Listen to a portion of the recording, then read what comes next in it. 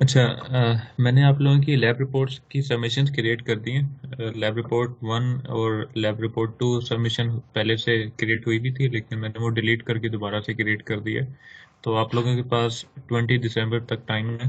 तो आप लोगों की लैब रिपोर्ट 1 से लेके लैब रिपोर्ट 7, जो आज हम लैब नंबर 7 करेंगे, तो 20 दिसंबर तक आप लोगों ने ये अपलोड करनी है।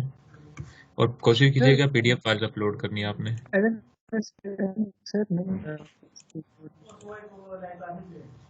मैंने अभी क्रिएट किया है LMS पर। आप दोबारा पेज रिफ्रेश करके देखें तो वो आपको शो हो जाएंगी।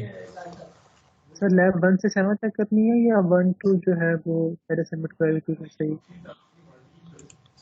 1 से लेके 7 तक तमाम रिपोर्ट्स आपने सबमिट करवानी है। लैब रिपोर्ट 1 एंड 2 पहले सबमिट हुई थी, लेकिन वो भी पूरी क्लास की सबमिट नहीं हुई थी, मिसिंग थी काफ़ी लोगों की।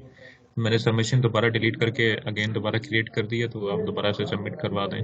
जिसने पहले भी अपलोड किया है वो अब दोबारा अपलोड करेंगे, क्योंकि पुरानी वाली राइट सबमिशन डिलीट हो गई हैं। राइट। अच्छा, लास्ट टाइम हमने लैब की थी सिंगल फेज ट्रांसफार्मर्स पर। अच्छा यार, ये मीटिंग में उल्टी हरकतें ना किया करें। मीटिंग में आप लोगों को एज अ प्रेजेंटर ऐड किया हुआ है, तो किसी को मीटिंग से बाहर ना निकालें।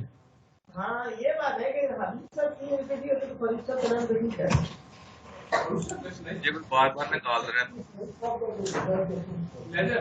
आपको नोटिफिकेशन नहीं आ रहा कि कौन आपको किक कर रहा है मीटिंग से? है, सम्मान आता है सर। उसामा, अगर अब आपने दोबारा किसी को किक किया तो मैं आपको मीटिंग से निकाल दूंगा।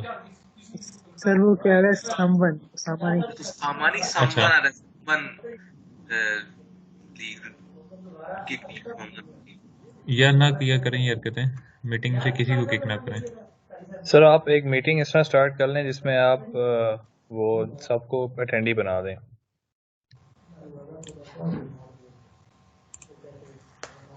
चलें, वो नेक्स्ट टाइम इस तरह से कर लेंगे। खैर अभी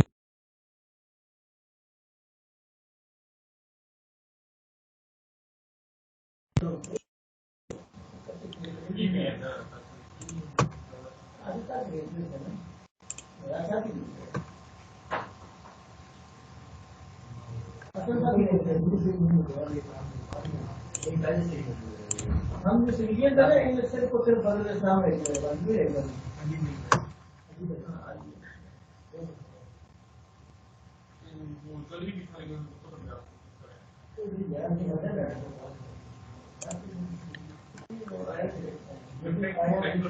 अच्छा चलें, अब इशू नहीं आएगा। अब मैंने सबको अटेंडी बना दिया।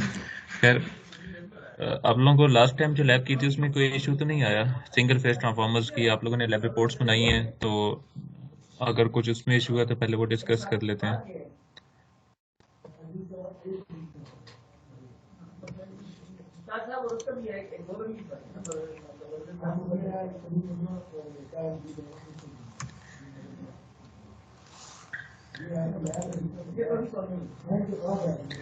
अच्छा, मुझे ये बताएं कि आप लोगों ने सर जी जी सर वो मैं लास्ट टाइम वो सिंगल फेस वाली बना रहा था लैब, तो उसमें मैंने सारी चीज़ें सही की हुई थी, पर भी कोई डेटा यानी वो 0 वोल्ट ही दिखा रहा था सारे ऊपर। तो पता नहीं, यानी कोई डेटा शो नहीं कर रहा था वो रियल से। पावर सप्लाई ऑन की होगी। पावर नहीं वो सप्लाई मैंने का स्विच ऑन था? ये सर वो किया हुआ था, मैंने सब कुछ किया हुआ था, मैंने एक दो दोस्त को भी दिखा रहा था, फिर भी वो सेम मसला कर रहा था। कोई आपने उसकी स्क्रीनशॉट वगैरह रखी हुई है? शायद होगी, मैं आपको सर भेजता हूँ। चलें, स्क्रीनशॉट शेयर कर दें, मैं देख लेता हूँ।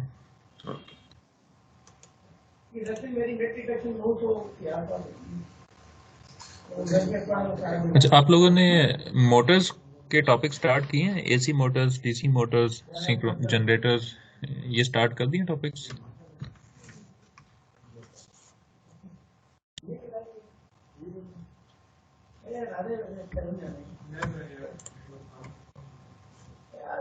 कॉल की थी चल लेते हैं यार, कॉल यार अभी स्टार्ट किए ही है।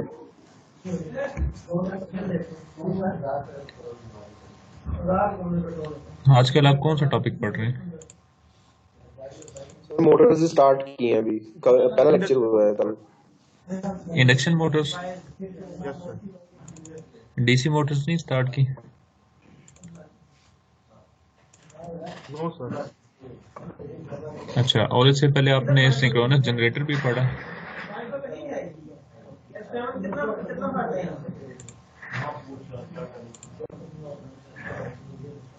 Yes sir. 12 एकड़ से 12 किलोमीटर तो चलती है। चले ठीक है। अच्छा, आज जो हमने लैब करनी है वो है auto transformer and single and 3 phase transformers. Auto transformer का आपने थ्योरी में पढ़ा होगा कि ऑटो ट्रांसफार्मर का हमें एडवांटेज क्या होता है, और 3 फेज सिस्टम्स में 120 डिग्री का फेज एंगल आपने ऑब्जर्व किया था पहले भी, लैब नंबर 1 में आई थिंक आपने स्टडी किया था। और उसमें स्टार कनेक्शन, डेल्टा कनेक्शन, फिर उनकी conversion star to star, delta to delta, 4 conversions थी। ये आपने थ्योरी में पढ़ी होंगी। 700 रुपये दे रहा हूँ, ठीक है।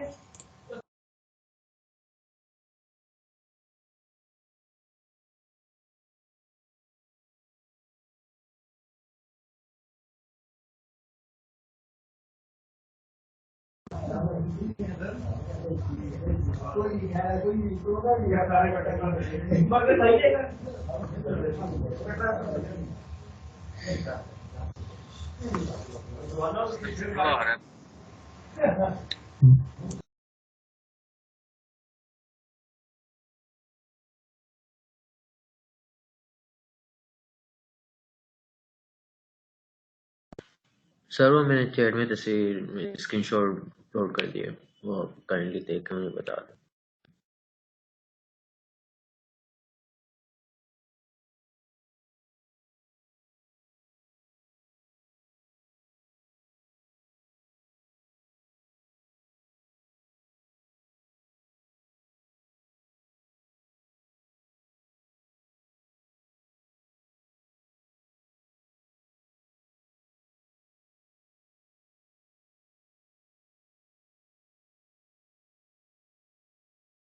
अच्छा, आप हमेशा मोस्टली लोग यही गलती करते हैं, आपने भी ये गलती की हुई है। जो डाटा एक्विजिशन मॉड्यूल है आपने उसको सप्लाई देनी है। आपको ये रेड बटन नज़र आ रहा है, लो पावर इनपुट का जो बटन है, इसके साथ एक कनेक्शन का पॉइंट दिया हुआ है। इस कनेक्शन के पॉइंट से आपने लीड लेकर डाटा एक्विजिशन के लो पावर इनपुट के पॉइंट पर लीड कनेक्ट करनी है आपने, वो आपने कनेक्ट नहीं की हुई।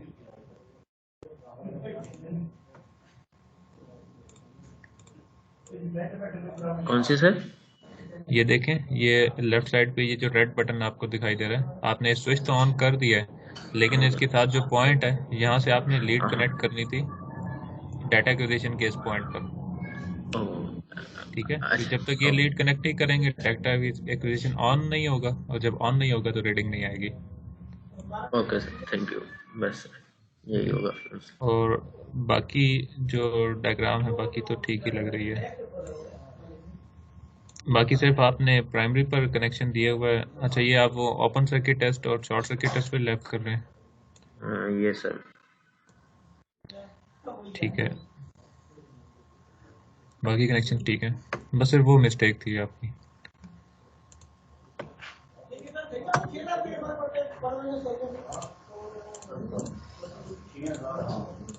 मिनिमम है ना, ज्यादा ज्यादा 6,000 मिनिमम है। आपको अगले साल आपको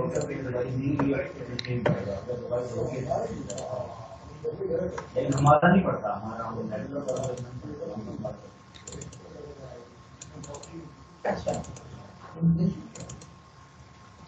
अच्छा, मैं आपको सिमुलेशंस करके दिखाता हूँ, उससे पहले मैं पीडीएफ शेयर कर रहा हूँ, जो आप भी अगर अपने पास पीडीएफ रखें, जो लास्ट टाइम भी मैंने आपको बताया था कि हम रेफर करेंगे पीडीएफ को, तो उसमें ऑटो ट्रांसफार्मर के कुछ नोट्स बने हुए हैं, और इसी तरह 3 फेज सिस्टम्स जो स्टार कनेक्शन, डेल्टा कनेक्शन हम पढ़ेंगे, उनके भी नोट्स बने हुए हैं।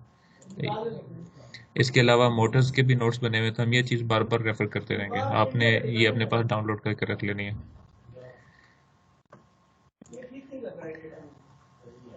थोड़ी सी राइटिंग इसमें बुरी है, लेकिन गुजारा करें इसको, समझ आ जाएंगी आपको चीज़ें।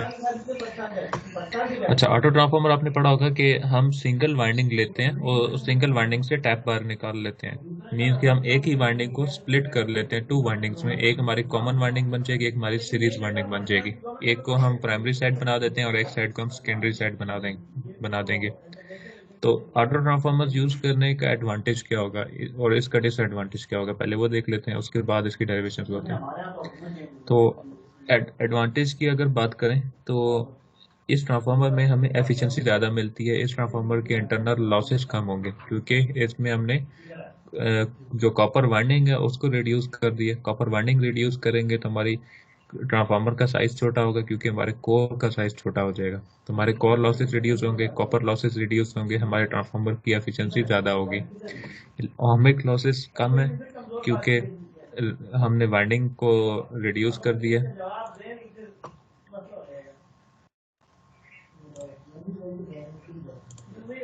अच्छा, ठीक है। इसी तरह वोल्टेज रेगुलेशन की बात करें तो वोल्टेज रेगुलेशन पर हमने लैब की थी पहले। तो वोल्टेज रेगुलेशन आपको याद होगा, इंटरनल लॉसेस जब ज़्यादा होते हैं तो वोल्टेज रेगुलेशन हमें ज़्यादा देखने को मिलती है। वोल्टेज आउटपुट पे जब अपीयर होते हैं तो इंटरनली कुछ वोल्टेज ड्रॉप हो जाते हैं और जितने इंटरनल लॉसेस ज़्यादा होंगे वोल्टेज रेगुलेशन में आपको डिफरेंस उतना ही ज़्यादा नज़र आएगा। ठीक है, क्योंकि इंटरनल जो रेजिस्टेंस है उसके ऊपर वोल्टेज ड्रॉप हो रहे हैं। डिसएडवांटेजेस की बात करें अगर तो डिसएडवांटेजेस में क्या होगा, क्योंकि हम एक ही वाइंडिंग यूज कर रहे हैं। नॉर्मल ट्रांसफार्मर में क्या होता है कि दो वाइंडिंग्स होती हैं और दोनों वाइंडिंग्स एक दूसरे से इलेक्ट्रिकली इंसुलेटेड होती हैं। मीन्स कि प्राइमरी वाइंडिंग का सेकेंडरी वाइंडिंग के साथ कोई ताल्लुक नहीं होता। मीन्स कि इलेक्ट्रिकली वो कनेक्टेड नहीं होते आपस में। तो जब हम ऑटो ट्रांसफार्मर की बात करें तो ऑटो ट्रांसफार्मर में तो हम एक ही वाइंडिंग यूज कर रहे हैं, उसी के कुछ पार्ट को हमने प्राइमरी बना दिया और कुछ पार्ट को हमने सेकेंडरी बना दिया। तो उसमें जो इलेक्ट्रिकल इंसुलेशन है वो खत्म हो जाएगी, प्राइमरी और सेकेंडरी के दरमियान में इंसुलेशन नहीं रहेगी। तो उसका नुकसान क्या होगा कि अगर आपका कोई लेट सपोज आपने ये लोड कनेक्ट किया हुआ है, आपकी ऑटो ट्रांसफार्मर है स्टेप डाउन कॉन्फ़िगरेशन में कनेक्टेड है, ये रेजिस्टिव लोड आपने कनेक्ट किया हुआ है। तो लेट सपोज आपकी सेकेंडरी साइड वाली वाइंडिंग डैमेज हो जाती है, यहाँ से ओपन सर्किट हो जाता है, तो फिर क्या होगा 5 और 9, चूंकि ये नंबर ऑफ टर्न्स आपके अब कम हो जाएंगे। ठीक है, टोटल के निस्बतन जो 5 और 6 के बीच में नंबर ऑफ टर्न्स है उसकी निस्बतन 5 और 9 नंबर ऑफ टर्न्स कम है। आपके लोड के ऊपर आपको हाई वोल्टेज मिलने लग जाएगी और हाई वोल्टेज मिलने की वजह से क्या होगा, जो रेटेड वोल्टेज जैसे लेट सपोज आपको 100 वोल्ट के लिए आपका रेटेड लोड था, अब उसको हो सकता है 100 की बजाय 150 वोल्ट मिलने लग जाए। तो उससे क्या होगा कि आपका लोड डैमेज हो जाएगा। ठीक है, क्योंकि आप उसको ओवर वोल्टेज पर चला रहे हैं। अब क्योंकि आपकी सेकेंडरी साइड डैमेज हुई तो प्राइमरी और सेकेंडरी के बीच में कोई आइसोलेशन नहीं थी, तो आइसोलेशन ना होने की वजह से प्राइमरी के वोल्टेज अप्लाई हो गए सेकेंडरी के लोड के ऊपर, तो लोड आपका डैमेज हो जाएगा। ठीक है, इसलिए हम कहते हैं कि इसके बीच में आइसोलेशन नहीं है, ये किसका डिसएडवांटेज है। ठीक है, leakage flux between primary and secondary is small and impedance is low, so high short circuit current under fault conditions. Leakage flux इसमें स्मॉल है, एफिशिएंसी इसकी ज़्यादा, तो लीकेज फ्लक्स इसका स्मॉल होगा। और इम्पीडेंस इसकी लो है। इम्पीडेंस लो क्यों है, क्योंकि हमने कॉपर कम कर दिया, नंबर ऑफ टर्न्स को कम कर दिया। प्राइमरी और सेकेंडरी में जितना कॉपर यूज हो रहा है उसको हमने रिड्यूस कर दिया, तो हमारे कॉपर लॉसेस कम हो गए। जब कॉपर लॉसेस कम है तो इन केस हमारा कोई शॉर्ट सर्किट अकर होता है सेकेंडरी साइड पे, लोड वाली साइड पे अगर कोई शॉर्ट सर्किट अकर होगा तो उससे क्या होगा कि बहुत हैवी करंट फ्लो करेगा, high short circuit current will flow अगर कोई फॉल्ट कंडीशन अकर होती है। तो ऐसे ही ये high short circuit current flow करेगा, आपका ट्रांसफार्मर डैमेज हो जाएगा। ठीक है, इसके बाद जो नेक्स्ट है फिर phase angle error in case of delta delta. आप इसको 3 फेज कनेक्शन में यूज करेंगे तो आपको इश्यूज आएंगे। पहले हम 3 फेज डिस्कस करेंगे फिर आपको ये चीज़ समझ आ जाएगी, फिलहाल इसको इग्नोर करें। Neutral problem in star connection, neutral problem ये भी जब आपको स्टार कनेक्शन समझ आ जाएगा तो फिर इसकी भी ऊपर हम डिस्कशन कर लेंगे। ठीक है, इसकी एप्लीकेशंस क्या हैं। ये ऑटो ट्रांसफार्मर हम यूज़ करते हैं ट्रांसमिशन लाइंस में जहाँ पर अक्सर ऐसे होता है कि लॉन्ग ट्रांसमिशन लाइंस में कभी कभी कैपेसिटिव इफेक्ट आ जाता है। कैपेसिटिव इफेक्ट होने की वजह से रिसीविंग एंड पर वोल्टेज सेंडिंग एंड से ज़्यादा मिलने शुरू हो जाते हैं। जैसे वोल्टेज रेगुलेशन में आपने कैपेसिटिव लोड के साथ देखा होगा कि वोल्टेज रेगुलेशन नेगेटिव में आती है, क्योंकि लोड के ऊपर जो वोल्टेज आ रहे हैं वो ज़्यादा है, और जो सप्लाई के ऊपर वोल्टेज है वो कम है, तो वोल्टेज रेगुलेशन नेगेटिव में मिलेगी। तो ट्रांसमिशन लाइन में भी यही होता है, कैपेसिटिव इफेक्ट ट्रांसमिशन लाइन में आने की वजह से रिसीविंग एंड पर वोल्टेज आपको ज़्यादा मिल रहे होते हैं। तो आप उसको रिड्यूस करके नॉमिनल वोल्टेज पे कैसे लेकर आते हैं, वहाँ पर एक ऑटो ट्रांसफार्मर यूज़ किया जाता है, और वो ऑटो ट्रांसफार्मर क्या करेगा, हाई वोल्टेज को स्टेप डाउन करके नॉमिनल रेटेड वोल्टेज पर कन्वर्ट करके दे देगा। ठीक है, ये ट्रांसमिशन लाइंस में डिस्ट्रीब्यूशन सिस्टम में यूज़ किए जाते हैं। Auto transformer with a number of tappings are used for starting of induction motors and synchronous motors. अभी तक जो हमने बात की है वो हमने फिक्स नंबर ऑफ टर्न्स के साथ बात की है, जिसमें ऑटो ट्रांसफार्मर्स की टैपिंग्स फिक्स हैं। तो ऐसा भी हो सकता है कि ऑटो ट्रांसफार्मर एक रोटरी टाइप का आपको दे दिया जाए, या फिर एक ऑटो ट्रांसफार्मर ऐसा दे दिया जाए जिसमें टैपिंग्स ज़्यादा हों। तो आप क्या कर सकते हैं, जब टैपिंग्स में शिफ्ट करेंगे ऊपर या नीचे, तो क्या होगा, आपके नंबर ऑफ टर्न्स कम या ज़्यादा होंगे। इसी तरह रोटरी ऑटो ट्रांसफार्मर को जब आप रोटेट करेंगे तो उसकी भी आप बेसिकली नंबर ऑफ टर्न्स को ही चेंज कर रहे हैं। तो उससे क्या होगा कि आउटपुट वोल्टेज को आप कम या ज़्यादा कर सकते हैं। ठीक है, कंट्रोल कर सकते हैं आउटपुट वोल्टेज को सेकेंडरी साइड पर। तो उस कंट्रोल्ड वोल्टेज से आप क्या कर सकते हैं कि मोटर्स की स्पीड को कंट्रोल कर सकते हैं। इंडक्शन मोटर्स और सिंक्रोनस मोटर्स हम पढ़ेंगे आगे जाकर, उनको हम ऑटो ट्रांसफार्मर के थ्रू ही कंट्रोल करते हैं। जो आपकी लैब में पावर सप्लाई है, आपने नोट किया जो आप वो नॉब घुमा रहे होते हैं, 3 फेज पावर सप्लाई, बेसिकली उसके अंदर भी 3 ऑटो ट्रांसफार्मर्स लगे हुए हैं। हर फेज के लिए एक ऑटो ट्रांसफार्मर कनेक्टेड है। तो उसमें मैं आपको उसकी पिक्चर सेंड कर दूंगा। उसमें होता ही है कि एक ही वाइंडिंग है, लेकिन वो रोटरी नॉब के साथ कनेक्टेड है, और आप उसके नंबर ऑफ टर्न्स को कम या ज़्यादा कर रहे होते हैं। तो 0 से लेके मैक्सिमम वोल्टेज 220 तक आप उसको वेरी कर रहे हैं। ठीक, also used in laboratory as variac. ठीक है, जो वेरिएबल ऑटो ट्रांसफार्मर होता है उसको वेरिएक कहते हैं, VARIAC। ठीक है, इसको हम वेरिएबल वोल्टेज सप्लाई लेने के लिए यूज करते हैं, 0 से लेके 220, जैसे हमारी लैब में भी मौजूद है। 3 फेज सप्लाई के साथ कनेक्टेड है, तो हर फेज के ऊपर एक ऑटो ट्रांसफार्मर मौजूद है। अब ऑटो ट्रांसफार्मर का सबसे बड़ा एडवांटेज एक तो एफिशिएंसी है, दूसरा वेट रिडक्शन है। ठीक है, नॉर्मल ट्रांसफार्मर के निस्बतन अगर आप उतने ही रेटेड पावर का ट्रांसफार्मर रिप्लेस करके ऑटो ट्रांसफार्मर लगा दें, तो आपको ऑटो ट्रांसफार्मर का वेट कम होगा और दूसरे ट्रांसफार्मर का वेट ज़्यादा होगा। ठीक है, कि उसकी वजह यह है कि आप 2 वाइंडिंग सिंगल वाइंडिंग यूज कर रहे हैं। तो इसकी डेरिवेशंस, ये एक छोटी सी डेरिवेशन है, ये आपने देखनी है। एक डेरिवेशन आपकी बुक में भी है या थ्योरी में भी सर ने आपको शायद करवाई है, अपेरेंट पावर की कैलकुलेशंस है, और एक डेरिवेशन है जिसमें आप वेट की कैलकुलेशंस कर रहे हैं कि वेट कितना आप रिड्यूस कर रहे हैं अगर नॉर्मल ट्रांसफार्मर को रिप्लेस करते हैं ऑटो ट्रांसफार्मर के साथ। तो वेट ऑफ कॉपर, जो कॉपर का वेट हम जो कॉपर हम यूज कर रहे हैं ऑटो ट्रांसफार्मर में, उसके लिए इक्वेशन क्या है कि वेट हमारा डायरेक्टली प्रोपोर्शनल है लेंथ ऑफ वायर के, और length of wire directly proportional है नंबर ऑफ टर्न्स के। ठीक है, तीनों डायरेक्टली प्रोपोर्शनल आपस में। इसी तरह वेट ऑफ कॉपर किस चीज पर डिपेंडेंट है, क्रॉस सेक्शनल एरिया पर, और क्रॉस सेक्शनल एरिया किस पर डिपेंडेंट है, करंट के ऊपर, कि एम्पेयर्स उसमें से कितने ज्यादा फ्लो कर रहे हैं। अब अगर लेंथ की बात करें तो लेंथ डिपेंडेंट है नंबर ऑफ टर्न्स पे, जितने ज़्यादा नंबर ऑफ टर्न्स हम ज़्यादा बढ़ाएंगे लेंथ कॉपर की उतनी बढ़ जाएगी। इसी तरह जितनी करंट आउटपुट हम ज़्यादा लेना चाहेंगे उतनी हमें थिक वायर यूज़ करनी पड़ेगी, तो उसका क्रॉस सेक्शनल एरिया बढ़ जाएगा। तो अब अगर हम इस ट्रांसफार्मर की बात करें, इसको लेबल किया AD, AD ये सीरीज वाइंडिंग है, DB ये आपकी कॉमन वाइंडिंग है। ठीक है, तो सीरीज वाइंडिंग और कॉमन वाइंडिंग दोनों के लिए हम वेट की रेशियोज निकालना चाह रहे हैं। तो A to D वाइंडिंग की वेट रेशियोज आप कैसे निकालेंगे, number of turns multiplied by उसकी करंट। ठीक है, ये ऊपर वाले दोनों इक्वेशन हैं, इनको मल्टीप्लाई करके निकलेगा number of turns multiplied by current. अब इसमें नंबर ऑफ टर्न्स कितने हैं, total number of turns A to B N1 है, इसमें से कॉमन वाइंडिंग के टर्न्स को माइनस करेंगे तो सीरीज वाइंडिंग के टर्न्स आ जाएंगे। ठीक है, ये टोटल नंबर ऑफ टर्न्स है, और N2 क्या है, वो कॉमन वाइंडिंग के टर्न्स है। N1 माइनस N2 किया तो सीरीज वाइंडिंग के टर्न्स आ गए। इसी तरह D to B के लिए आपके पास क्या होगा, नंबर ऑफ टर्न्स N2 है, और इसमें से करंट क्या होगा, करंट की डायरेक्शन अगर आप देखें तो top to bottom I1 input flow कर रहा है और I2 करंट लोड की तरफ फ्लो कर रहा है और डाउनवर्ड क्या फ्लो कर रहा है I1 माइनस I2, या रिवर्स कर दें तो I2 माइनस I1 हो जाएगा। तो ये वेट की एक इक्वेशन आपने निकाल ली कॉमन वाइंडिंग के लिए और एक इक्वेशन आपने निकाल ली सीरीज वाइंडिंग के लिए। अब टोटल वेट की बात करें तो टोटल वेट इन दोनों की एडिशन करके आ जाएगा। थोड़ा सा अगर आप इसको सिंप्लीफाई करें तो आपको एक फाइनल इक्वेशन मिलेगी ये वाली 2 times N1 I1 minus N2 I1।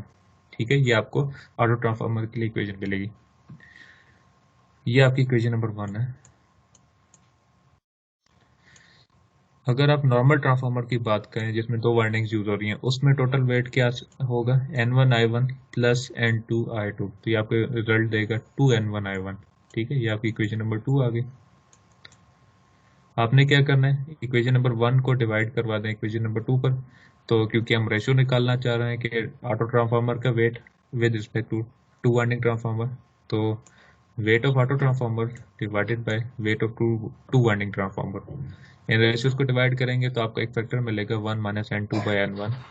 तो N2 बाई N1 को आपने कांस्टेंट से रिप्रेजेंट कर दिया 1 माइनस K बेसिकली क्या है, turns 1 over turns ratio N1 by N2 turns ratio. तो इसको रीअरेंज करके आप यूं भी लिख सकते हैं या फिर यूं भी लिख सकते हैं। ये फाइनल इक्वेशन है।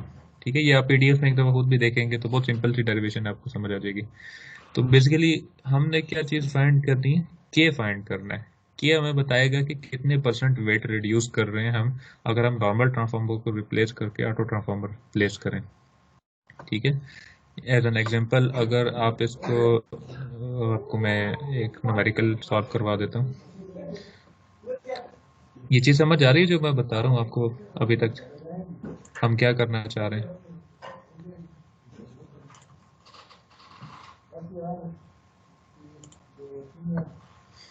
इसमें कोई कंफ्यूजन है तो बताएं। No sir. अच्छा, अब यहाँ देखें एक ट्रांसफार्मर है, इसकी जो कॉमन वाइंडिंग है इस पर 220 वोल्ट्स हैं और जो टोटल वाइंडिंग है स्टेप अप कॉन्फ़िगरेशन में लगा हुआ है। तो सेकेंडरी साइड पर आपको जो मिल रही है वोल्टेज 250 वोल्ट मिल रही है और ये 10 kVA का ट्रांसफार्मर है। N1 इसके कॉमन वाइंडिंग के नंबर ऑफ टर्न्स हैं, N2 इसके सेकेंडरी साइड के टोटल टर्न्स हैं। तो आपने करना है क्या है कि ये फाइंड करना है कि सेविंग इन कॉपर कितनी है। सेविंग इन कॉपर आप फाइंड आउट करना चाहते हैं कि अगर आप नॉर्मल 10 kVA का नॉर्मल ट्रांसफार्मर को रिप्लेस करें 10 kVA ऑटो ट्रांसफार्मर के साथ तो आपकी वेट रिडक्शन कितनी होगी। ठीक है, तो वेट रिडक्शन के लिए फार्मूला हमने क्या निकाला कि हमें सिर्फ और सिर्फ K चाहिए, K कांस्टेंट चाहिए। ठीक है, weight of 2 winding minus weight of auto transformer is equal to K times weight of 2 winding. तो K बेसिकली परसेंटेज बताएगा कि इतने % वेट हमने 2 वाइंडिंग ट्रांसफार्मर का रिड्यूस किया। ठीक है, तो K का फार्मूला क्या था, 1 over turns ratio N2 by N1। ठीक है, तो यहाँ पर आप आए, आपको क्या चाहिए, N2 बाई N1 चाहिए या N1 by 1 over N1 by N2। ये आपको N2 और N1 की वैल्यूज फाइंड करनी है। ठीक है, N2 इस वाले न्यूमेरिकल में आपको गिवन है 2000, ये सिंपल फार्मूला टर्न्स रेशियो का आपने पुट किया और N1 की वैल्यू फाइंड कर ली N2 बाई N1। N2 2000 था, N1 आपने फाइंड किया 1760 टर्न्स क्योंकि ये स्टेप अप में लगा हुआ है। तो ये बाकी ये करंट वोल्टेज कैलकुलेशन है, ये जस्ट आपकी कैलकुलेशंस के लिए आप इसको देख सकते हैं। मेन चीज़ जो है वो क्या है, इकोनॉमी ऑफ कॉपर। ठीक है, इकोनॉमी ऑफ कॉपर में क्या किया इसने, 220 वोल्ट डिवाइडेड बाई 250। ठीक है, 220 के आपके ये इनपुट है और 250 के आपके आउटपुट है। N1 बाई N2 उसने निकाला क्योंकि 1 ओवर टर्न्स रेशियो होता है, इसने रिवर्स किया N1 बाई N2 और इसकी जगह वो N1 और N2 की वैल्यूज भी आप पुट कर सकते हैं जो आपने ऊपर कैलकुलेट किए हैं। जब आप इसकी टर्म ये कैलकुलेट करेंगे तो आपको आंसर मिल रहा है 88%। 88%। अब ये परसेंटेज क्या बता रही है, अगर आप वापस ऊपर वाली इक्वेशन पर चलें तो आपने ये K का आंसर निकाला 88%। Wait of 2 winding minus weight of auto transformer, इनका डिफरेंस क्या है, इनका डिफरेंस निकलेगा 88%।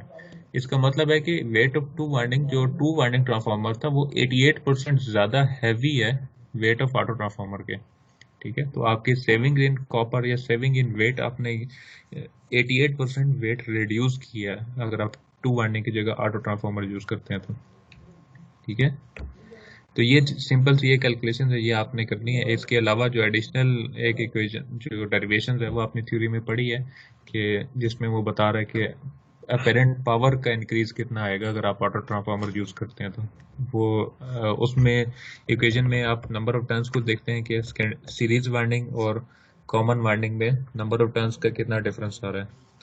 तो नंबर ऑफ टर्न्स को देखते हुए आप बताते हैं कि आपकी पावर का अपेरेंट पावर का राइज कितना आएगा, अपेरेंट पावर का एडवांटेज आपको कितना मिलेगा, ठीक है। वो आप थ्योरी में पहले देख चुके हैं। बहरहाल अगर लैब की तरफ आए तो लैब बहुत सिंपल सी है। आपने एक्सपेरिमेंट जो परफॉर्म करना है वो सिंगल फेज ट्रांसफार्मर पर ही परफॉर्म करना है। जो आपने पहले भी सिंगल फेज ट्रांसफार्मर यूज किया है लास्ट लैब में, वही सिंगल फेज ट्रांसफार्मर यूज होगा। उसमें से एक वाइंडिंग है 5 और 6, इसी पर आपने ऑटो ट्रांसफार्मर बनाना है, ठीक है। ये सेंटर टक वाइंडिंग है। तो आपने कैलकुलेशंस कुछ भी नहीं करनी इसमें, सिर्फ और सिर्फ मीटरिंग विंडो से रीडिंग्स लेनी है, ठीक है। Primary voltage, secondary voltage, primary current और पावर की रीडिंग्स लेनी है। और जो आपकी मेजर्ड वैल्यूज होंगी आपने ये पावर मेजर की है सेकेंडरी और प्राइमरी की, और यहाँ पर वो कह रहे हैं कि आपने जो वोल्टेज और करंट मेजर किए थे उसके साथ भी आप पावर मेजर करें, तो मेजर्ड पावर और कैलकुलेटेड पावर दोनों अप्रोक्सीमेटली आपको इक्वल मिलेंगे, ठीक है। तो फिर आपसे वो क्वेश्चन पूछ रहा है कि ये auto transformer step up configuration में या स्टेप डाउन कॉन्फ़िगरेशन में है, तो ऑफकोर्स यहाँ से देखकर भी पता चल रहा है कि स्टेप डाउन कॉन्फ़िगरेशन में है।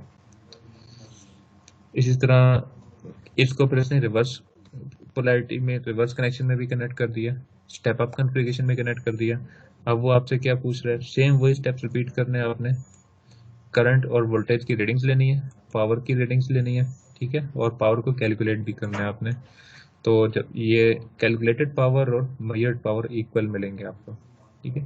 फिर वो आपसे पूछेगा कि is the transformer connected in step down और स्टेप अप कॉन्फ़िगरेशन, तो ऑफकोर्स ये स्टेप अप कॉन्फ़िगरेशन में कनेक्टेड है। वो आपकी जो वोल्टेजेस आप मेजर करेंगे उनको देखकर भी अंदाजा हो जाएगा, ठीक है। अच्छा, अब एक चीज इसमें और है कि ऑटो ट्रांसफार्मर आप टर्न्स रेशियो उसके लिए क्या डिफाइन करेंगे कि क्या लिमिट होनी चाहिए कि टर्न्स रेशियो इससे ज़्यादा होगी तो हम ऑटो ट्रांसफार्मर यूज़ नहीं कर सकते, ठीक है। तो नॉर्मली जो रूल ऑफ थंब है वो क्या कहता है कि for auto transformer turns ratio अगर 2 है तो साइज रिडक्शन आपकी क्या होगी, 50% होगी। और अगर टर्न्स रेशियो आपने 20 रखी है तो इसका मतलब है कि साइज रिडक्शन आप ये साइज आपका 50% ऑफ द 2 वाइंडिंग ट्रांसफार्मर होगा, ठीक है। लेकिन अगर आप टर्न्स रेशियो बढ़ा देते हैं, 20 कर दिए लेट्स सपोज, तो जो आपका साइज है वो 95% ऑफ द 2 वाइंडिंग ट्रांसफार्मर होगा। मींस के वेट रिडक्शन सिर्फ आपने 5% की है, और अगर टर्न रेशियो आप 2 रख रहे हैं तो वेट रिडक्शन आपने 50% कर दिया।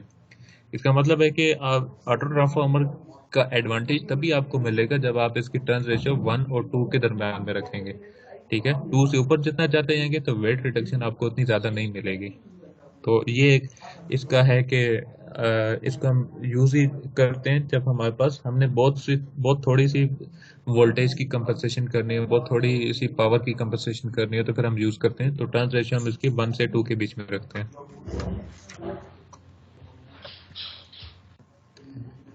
ये पॉइंट क्लियर है? इस पॉइंट में कोई इश्यू तो नहीं है किसी को? No, sir.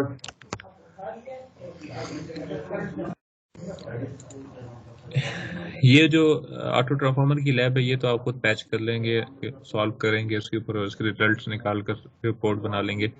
ये तो आप खुद भी कर सकते हैं। मैंने अभी तक कोई हार्डवेयर डेमो रिकॉर्ड नहीं किया क्योंकि हम सेम एक ही चीज़ रिपीट कर रहे हैं बार बार, तो इसके लिए हार्डवेयर डेमो रिकॉर्ड करने की फिलहाल जरूरत नहीं है। जो नेक्स्ट वीक से लैब्स होंगे उसके लिए हार्डवेयर डेमो भी रिकॉर्ड होंगे, तो वो आपने हार्डवेयर डेमो भी देखने होंगे फिर साथ में।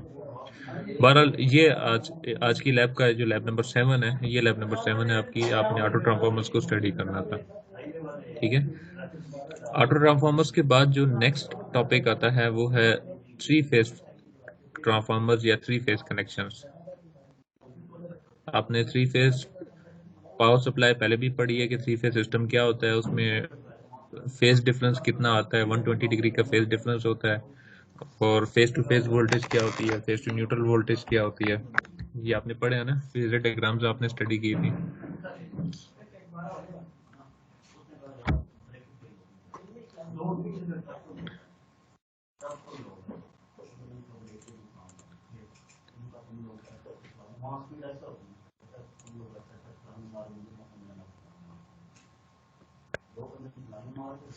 आज इतने खामोश खामोश क्यों हैं? आप आंसर नहीं कर रहे चीज़ों का। इसे देख रहे हैं। अच्छा, थ्री फेज ट्रांसफार्मर्स। अब थ्री फेज ट्रांसफार्मर क्या चीज़ है, सिंगल फेज क्या चीज़ थी? सिंगल फेज में आपके पास एक फेज था, फेज टू न्यूट्रल वोल्टेज हम मेजर करते थे। थ्री फेज ट्रांसफार्मर में आपके पास 3 फेजेस आ जाएंगे और एक न्यूट्रल पॉइंट आ जाएगा, टोटल 4 वायर्स होंगी। तो अब उसमें आप फेज टू फेज वोल्टेज भी मेजर कर सकते हैं और फेज टू न्यूट्रल वोल्टेज भी मेजर कर सकते हैं। ठीक है, फेज टू फेज वोल्टेज को लाइन वोल्टेज भी कहते हैं और फेज टू न्यूट्रल वोल्टेज को सिंपल फेज वोल्टेज भी कह देते हैं। अच्छा, तो थ्री फेज ट्रांसफार्मर दो तरह के हो सकते हैं कि आप एक ही ट्रांसफार्मर बनाएं जिसके अंदर आपने 3 वाइंडिंग्स एक ही कोर के ऊपर बनाई हुई हैं। ठीक है, या फिर ये भी आप कर सकते हैं कि 3 सिंगल फेज ट्रांसफार्मर्स को जोड़कर एक थ्री फेज ट्रांसफार्मर बना लें, एक थ्री फेज सिस्टम बना लें। ठीक है, तो हम लैब में यही करेंगे कि हमारे पास 3 सिंगल फेज ट्रांसफार्मर्स हैं जिनको हमने कंबाइन करके थ्री फेज सिस्टम बनाना है। ठीक है, तो अब थ्री फेज सिस्टम बनाना है तो उसमें हमारे पास कनेक्शंस 4 तरह के हो सकते हैं। ठीक है, delta to delta, Y to Y, Y to delta and delta to Y. ठीक है, ये 4 तरह के कनेक्शन है, चारों के अपनी अपनी कॉन्फ़िगरेशंस है, अपने अपने वैल्यूज हैं वोल्टेजेस की। ठीक है, तो मेन जो चीज़ है वो डेल्टा कनेक्शन और वाई कनेक्शन, ये 2 मेन है। फिर हम आपको इनको आपस में इंटरकनेक्ट कर सकते हैं। तो जो स्टार कनेक्शन है इसमें अगर आप देखें तो हमारे पास 3 फेजेस हैं, आर वाई बी या फेज 1 2 3। ठीक है, तो इन तीनों की एक हम कॉमन कर देते हैं और दूसरी साइड पर हम वोल्टेज मेजर करते हैं। ठीक है, ये जो कॉमन वाली साइड है इसको हम न्यूट्रल कह देते हैं और दूसरी साइड पर हम वोल्टेज मेजर करते हैं। तो इस पर हम वोल्टेज मेजर कर सकते हैं फेज टू न्यूट्रल, जिसको आर एन या वी ए एन कह देंगे या 1 टू न्यूट्रल कह देंगे। ठीक है, ये फेज वोल्टेज है। और इसी तरह जो सेकंड वोल्टेज मेजर कर सकते हैं हम एक फेज को रेफरेंस लेके दूसरे फेज की वोल्टेज मेजर कर सकते हैं। ठीक है, ई आर वाई जो लिखा हुआ है या ई ए बी इसको भी हम लिख सकते हैं। ठीक है, तो इसमें वोल्टेज के मैग्नीट्यूड इक्वली मिलेंगे। जो फेज टू फेज वोल्टेज है ई ए बी, ये इक्वल होगी ई बी सी के और ये इक्वल होगी ई सी ए के। इसी तरह जो फेज टू न्यूट्रल वोल्टेज है ई ए एन, वो इक्वल होगी ई बी एन के और वो इक्वल होगी ई सी एन के। ठीक है, क्योंकि ये इक्वल क्यों होंगे? क्योंकि हमारे पास जो थ्री फेज सिस्टम होता है ये बैलेंस्ड सिस्टम होगा। बैलेंस्ड सिस्टम होने से मुराद ये है कि इनकी वोल्टेजेस इक्वल होंगे। और अगर ये बैलेंस सिस्टम है तो इसका मतलब है कि इन तीनों वोल्टेजेस को जब आप ऐड करेंगे तो इनका समेशन आपको 0 मिलेगा। ठीक है, आप इनके मैग्नीट्यूड्स को ऐड नहीं करेंगे, इनको फेजर फॉर्म में एडिशन करेंगे। फेजर फॉर्म में एडिशन कैसे होगी? ई ए बी का मैग्नीट्यूड साथ में इसका एंगल 0 और बी सी का मैग्नीट्यूड साथ में इसका एंगल क्या आएगा 120 डिग्री प्लस ई सी ए का मैग्नीट्यूड और इसके साथ इसका एंगल क्या आएगा 240 डिग्री। जब आप इनके फेजर्स को ओपन करेंगे तो रिजल्ट आपको 0 मिलेगा। ठीक है, तीनों के बीच में 120 डिग्री का फेज शिफ्ट है। सेकंड जो चीज़ है वो डेल्टा कनेक्शन है। डेल्टा कनेक्शन में आपके पास एक क्लोज लूप बनेगा। ठीक है, इस क्लोज लूप के अंदर सिर्फ आपको एक ही वोल्टेज मिलेगी जो कि फेज टू फेज वोल्टेज है। ठीक है, तो E A B, E B C and E C A, ठीक, ये 3 वोल्टेज आपको मिलेंगी। अगेन इन तीनों का जब आप समेशन, इनका मैग्नीट्यूड इक्वल है और समेशन आप करेंगे तो आपको 0 मिलेगा। ठीक है, ई ए बी इसको हम लाइन वोल्टेज कह रहे हैं, ई ए एन इसको हम फेज वोल्टेज कह रहे हैं। और मैग्नीट्यूड वाइज बात करें तो जो लाइन वोल्टेज है वो √3 टाइम फेज वोल्टेज से ज़्यादा है और प्लस इसमें 30 डिग्री क्या है, लीडिंग है फेज। ठीक है, मीन्स कि जब आप वोल्टेज मेजर कर रहे हैं 2 फेजेस के बीच में, वो एक तो मैग्नीट्यूड पे भी, ठीक है, दूसरा वो फेज में भी 30 डिग्री लीड कर रही होगी फेज टू न्यूट्रल वोल्टेज को। इसी तरह अगर आप स्टार कनेक्शन की बात कर रहे हैं तो जो आपका लाइन करंट है और जो फेज करंट है ये बराबर होंगे। वो बराबर क्यों होंगे? क्योंकि आपका जो, ये आगे जाके मैं डायग्राम से आपको समझा देता हूँ। और जो डेल्टा कनेक्शन है इसमें जो लाइन करंट है वो फेज करंट से √3 टाइम्स ज़्यादा होगा और करंट 30 डिग्री लैग कर रहा होगा, -30 डिग्री का एंगल होगा। ठीक है, ये चीज़ें आपने थ्योरी में भी पढ़ी हुई है, ये आप पढ़ सकते हैं दोबारा खुद। ये एडवांटेजेस एंड डिसएडवांटेज ये मैं स्किप करूँ, ये आपने खुद पढ़ने हैं, ये आपकी इन्फॉर्मेशन के लिए, जनरल नॉलेज के लिए। अच्छा, तो ये एक डायग्राम मैंने बनाई हुई है वाई कनेक्शन की। तो इसमें आपको नज़र आ रहा है कि एक करंट है जो कि सप्लाई की तरफ से आ रहा है और एक करंट है जो कि फेज से आउट हो रहा है। ठीक है, अब ये जो करंट यहाँ से आउट हो रहा है ये फेज टू है, यही करंट आउट होकर सप्लाई की तरफ या लोड की तरफ जा रहा है। ठीक है, तो ये फेज करंट और लाइन करंट इक्वल है क्योंकि यहाँ से जो वाइंडिंग से करंट बाहर निकल रहा है उसके पास और कोई रास्ता नहीं है जाने का, तो इसका मतलब है कि ये दोनों का इक्वल होंगे। ठीक है, इसी तरह सेकंड फेज के लिए भी यही सिचुएशन है, जो लोड की तरफ करंट जा रहा है और जो वाइंडिंग से करंट आउट हो रहा है, कोई और रास्ता नहीं है, तो फेज करंट और लाइन करंट इक्वल होंगे। ये जो हमने डायग्राम बनाई है ट्रांसफार्मर की सेकेंडरी के लिए बनाई है। अगर आप इसको प्राइमरी के लिए डायग्राम बनाएंगे तो करंट के जो एरोज हैं वो रिवर्स हो जाएंगे, वो वाइंडिंग की तरफ शिफ्ट हो जाएंगे। तो जो वोल्टेज की इक्वेशन है, लाइन वोल्टेज फेज वोल्टेज की √3 टाइम्स ज़्यादा है और जो करंट्स हैं वो इक्वल हैं। ठीक है, और इसमें अगर आप पावर कैलकुलेट करना चाहें तो line voltage multiplied by line current multiplied by √3।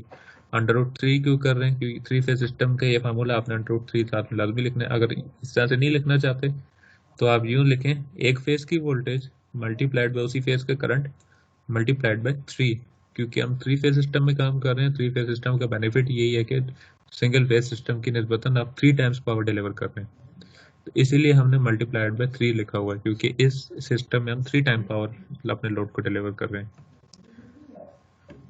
और इसी तरह अगर आप इसको रियल पावर में कन्वर्ट करना चाहे तो आपने सिंपली पावर फैक्टर के साथ मल्टीप्लाई करवाना है cos theta. Again delta connection की बात करें तो डेल्टा कनेक्शन में आपके पास एक क्लोज लूप मौजूद है। ठीक है, इसमें जो करंट आपका पावर सप्लाई की तरफ से आ रहा है उसके पास 2 पाथ्स हैं फ्लो करने के लिए। ठीक है, क्योंकि उसके साथ आगे 2 वाइंडिंग्स कनेक्टेड है। तो अब ये करंट दो पार्ट्स में डिवाइड हो रहा है, लेकिन ये इक्वल डिवाइड नहीं होगा, यहाँ पे थोड़ी सी मिस्टेक है टाइप, यहाँ पे अनइक्वली डिवाइड होगा। ठीक है, क्योंकि अगर आप इसको सेकेंडरी वाइंडिंग के लिए ऑब्जर्व करें तो ये एरोस रिवर्स हो जाएंगे, वाइंडिंग से करंट आउट फ्लो करेगा, लेकिन वो आउट डिफरेंट टाइम इंस्टेंट्स पे हो रहा होगा। ठीक है, जिसका वोल्टेज मैग्नीट्यूड ज़्यादा होगा वो करंट आउटपुट ज़्यादा कर रहा होगा, क्योंकि हर फेज 120 डिग्री के बाद उसकी एक पीक आएगी। ठीक है, तो इस केस में अगर आप वोल्टेज मेजर करें तो सिर्फ और सिर्फ आप वोल्टेज मेजर कर सकते हैं एक फेज और दूसरे फेज के बीच में, इसमें कोई न्यूट्रल पॉइंट नहीं है, तो आप फेज टू न्यूट्रल वोल्टेज से मेजर नहीं कर सकते।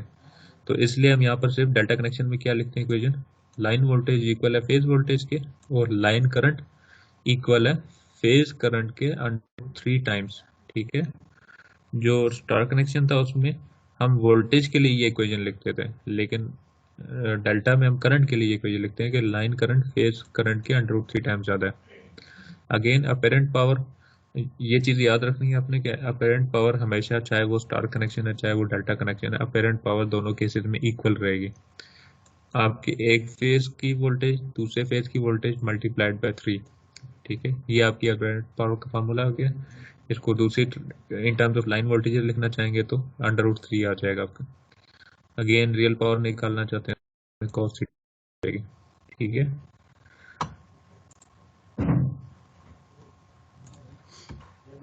अच्छा फेजेस की बात करें तो फेजेस आपने ये पहले देखे हुए, आपके पास 120 डिग्री का फेज शिफ्ट होता है तीनों फेजेस में। ठीक है, ये है phase two neutral voltage, centre में आप इसको न्यूट्रल लिखते हैं, ये फेज नंबर 1 है, फेज नंबर ये 3 लिखा हुआ है, लेकिन अगर phase sequence positive sequence follow किया जाए तो 3 नहीं होता, या नीचे 2 आएगा, वो 3 फेज टॉप पे आपको मिलेगा।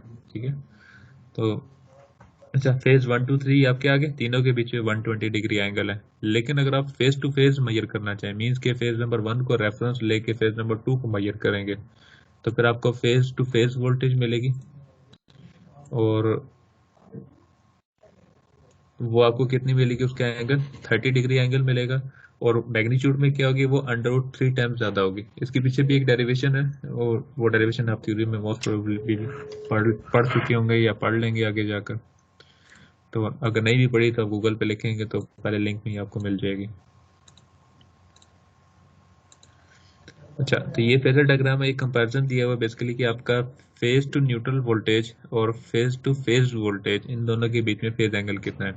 याद रहे कि फेज 1 को रेफरेंस लेके फेज 2 को मेजर कर रहे हैं या फेज 3 को मेजर कर रहे हैं तो फिर आपको 30 डिग्री लीडिंग फेज मिल रहा है। लेकिन अगर आप फेज नंबर 2 का रेफरेंस या फेज नंबर 3 को रेफरेंस लेके फेज नंबर 1 को मेजर करेंगे तो 30 डिग्री लैगिंग में आपको फेज मिलेगा।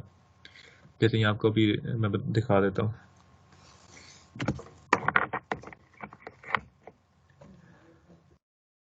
ये फेज टू न्यूट्रल वोल्टेज है फॉर फेज 1, ये फेज टू न्यूट्रल है फॉर फेज 2, ठीक है। अगर आप फेज टू न्यूट्रल वोल्टेज है फेज 3, ठीक है, आप मेजर कर रहे हैं फेज, चले पहले सॉरी मैंने उल्टा कर दिया, ये वाला गलत हो गया। ये वाली वोल्टेज है फेज टू न्यूट्रल। फेज 1 को रेफरेंस लेके फेज 2 को मेजर करेंगे तो फेज P21 आपको ये पावर मिल रही है, या वोल्टेज अगर आप V21 लिखें इसको, तो ये आपको मिल रहा है 30 डिग्री लीडिंग फ्रॉम फेज 2, ठीक है। लेकिन अगर आप इसका रिवर्स करेंगे, फेज 2 को रेफरेंस लेके फेज 1 को मेजर करेंगे तो यही चीज आपको 180 डिग्री ऑपोजिट मिलेगी और 30 डिग्री लैगिंग आपको मिलेगा फेज 1 के साथ।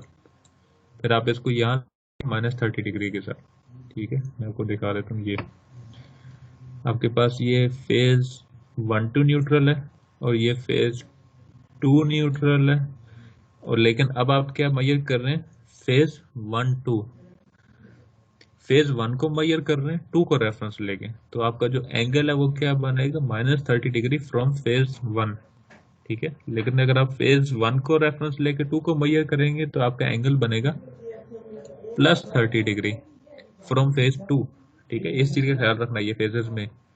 इसका मतलब क्या है कि आपकी लाइन वोल्टेज या तो लीड करेगी या लैग करेगी बाय 30 डिग्री वाई कनेक्शन में, ठीक है। लीड तब कर रही होगी जब आप पॉजिटिव सीक्वेंस में फेजेस को मेजर करेंगे, अगर लैग तब करेगी जब आप नेगेटिव सीक्वेंस में फेजेस को मेजर कर रहे होंगे, ठीक है। डिपेंड करता है कि आपने मीटर्स कैसे कनेक्ट किए हुए।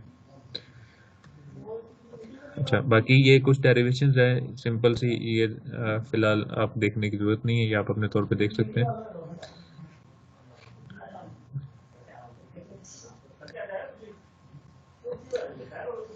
अच्छा, अगेन ये जो एग्जांपल दी हुई है उसको अगेन फेजर डायग्राम के साथ शो करके दिया हुआ है, और एक छोटा सा प्रूफ है कि डेल्टा कनेक्शन में और वाई कनेक्शन में जो इम्पीडेंसेस होती हैं उनके दरमियान में क्या रिलेशन होता है।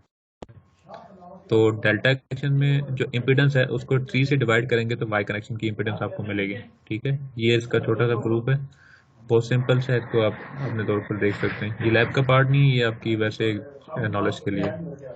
तो ये वाली मैं रीडिंग्स आपको, एक इसमें 4 रीडिंग्स हैं, 4 डिफरेंट सर्किट्स हैं, तो एक सर्किट की मैं आपको दिखा देता हूँ, बाकी 3 सर्किट्स की आपने खुद लेनी है रीडिंग। अगर आप जो पार्ट 1 वाला मैनुअल है इसमें जाएंगे 3 फेज ट्रांसफार्मर्स की लैब में, तो आपको 4 डिफरेंट कॉन्फ़िगरेशन वो आपको दिखाएगा। जो फर्स्ट पहले वो थ्योरी बता रहा है आपको डिफरेंट कनेक्शंस की वो कैसे होते हैं, और जो फर्स्ट कॉन्फ़िगरेशन अगर आप इसमें चेक करें तो ये डेल्टा टू डेल्टा कॉन्फ़िगरेशन है, और सेकंड कॉन्फ़िगरेशन अगर आप देखें ये वाई टू वाई कॉन्फ़िगरेशन है। फिर नेक्स्ट अगर आप जाएंगे तो कॉन्फ़िगरेशन आपको मिलेगी वाई टू डेल्टा, और इससे नेक्स्ट अगर आप जाएंगे तो डेल्टा टू वाई, ठीक है। तो ये 4 डिफरेंट कॉन्फ़िगरेशन है, चारों के लिए आपने रीडिंग्स लेनी है, सिर्फ रीडिंग्स लेनी है, कोई कैलकुलेशन वगैरह कुछ भी नहीं है। आपने फिर रीडिंग्स लेनी है, फेजेस के साथ आपने चेक करना है कि इनके बीच में क्या है। तो एक चीज़ का ख्याल रखना है, लेट सपोज आप डेल्टा टू डेल्टा की टचिंग कर रहे हैं तो पोलैरिटीज़ का ख्याल रखना है। आपने डेल्टा कनेक्शन बनाया, लेट सपोज ये डेल्टा आपने प्राइमरी पर बना दिया, ठीक है, लेकिन सेकेंडरी का आप जब आप कनेक्शन करेंगे तो डेल्टा में तीनों वाइंडिंग्स आप सीरीज में कनेक्ट कर रहे हैं, तो इसका एंड पॉइंट क्लोज करने से पहले आपने चेक करना है कि यहाँ पर आपको वोल्टेज क्या मिल रहे हैं। तो आप इस जगह पर मीटर लगाएंगे, वोल्ट मीटर, और यहाँ पर चेक करेंगे कि वोल्टेज की समेशन होने के बाद यहाँ पर जीरो आ रहा है कि नहीं आ रहा। ठीक है, यहाँ पर जीरो आना चाहिए। अगर जीरो नहीं आ रहा, इसका मतलब है कि जब आप इसको यहाँ कनेक्ट कर देंगे तो ये as a short circuit treat होगा। ये as a short circuit treat होगा तो यहाँ बहुत हैवी करंट फ्लो करेगा, आपकी वाइंडिंग डैमेज हो जाएगी। तो जब भी डेल्टा आप सेकेंडरी साइड पे क्लोज कर देंगे तो आपने इस चीज़ का ख्याल रखना है कि यहाँ पर वोल्टेज जीरो आने चाहिए। अगर वोल्टेज जीरो नहीं आ रहे, इसका मतलब है कि जो पोलैरिटी है वो आपने सही चेक नहीं की। पोलैरिटीज कैसे कनेक्ट होनी चाहिए? लेट सपोज थर्ड, 3 और 5 वाइंडिंग की पोलैरिटी सबसे टॉप के ऊपर है, तो 8 और 10 की वाइंडिंग भी सबसे टॉप पे होनी चाहिए, और इसी तरह 15 और 13 की वाइंडिंग भी टॉप साइड पे होनी चाहिए। मीन्स के ये सीरीज एडिंग कॉन्फ़िगरेशन में कनेक्ट होने चाहिए। पोलैरिटीज में मैंने आपको बताया था, सीरीज एडिंग जब आप कनेक्ट करेंगे तो सिंगल फेज के केस में वो वोल्टेजेस आपको एडअप होके मिलती थी, लेकिन ये चूंकि तब हम सिर्फ मैग्नीट्यूड्स को ऐड कर रहे थे, अब हम फेजर्स को ऐड कर रहे हैं, तो फेजर्स की वजह से आपको समेशन जीरो मिलेगी। ये है सीरीज एडिंग, लेकिन समेशन के बाद रिजल्ट आपको जीरो मिल रहा है। ठीक है, सीरीज अपोजिंग में क्या होता था, पोलैरिटीज कॉमन साइड पे कनेक्ट होती थी। ठीक है, तो ये वाली लैब में आपको परफॉर्म करके दिखाता हूँ, फिर नेक्स्ट आप खुद परफॉर्म करेंगे।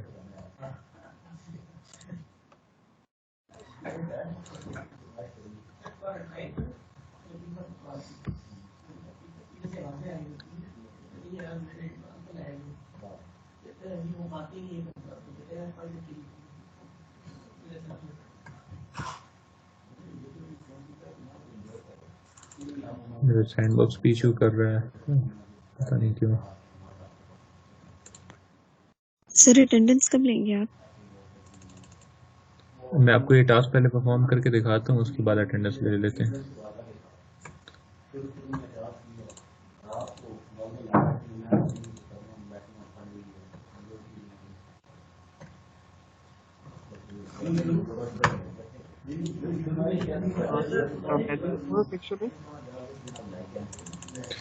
सी सेक्शन है ये, नहीं मैनुअल का ये मतलब कौन सा 10 है 7 है कौन सा है? अच्छा मैं एक सेकंड आपको बता देता हूँ। आप पेज नंबर 269 पर चले जाएं तो आपका एक्सपेरिमेंट आ जाएगा। ये 9 है। ठीक है सर।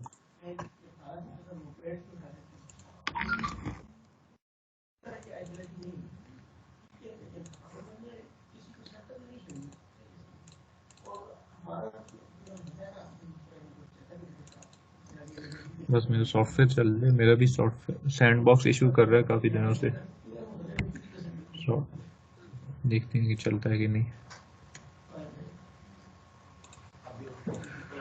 अच्छा, सबसे पहले तो ट्रॉली प्लेस की, इसके बाद आपको पावर सप्लाई चाहिए। ठीक है, मीटरिंग विंडो आपको चाहिए, और इसके साथ आपको 3 फेज ट्रांसफार्मर्स चाहिए। तो यहाँ पर आपको 3 फेज ट्रांसफार्मर मिलेंगे, और ये बेसिकली सिंगल फेज ट्रांसफार्मर्स ही हैं, और 3 सिंगल फेज ट्रांसफार्मर्स को ज्वाइन करके हम 3 फेज नेटवर्क बनाते हैं। ठीक है, तो सबसे पहले तो लो पावर कनेक्शन आप इसको दे दें ताकि डाटा एक्विजिशन आपका ऑन हो जाए।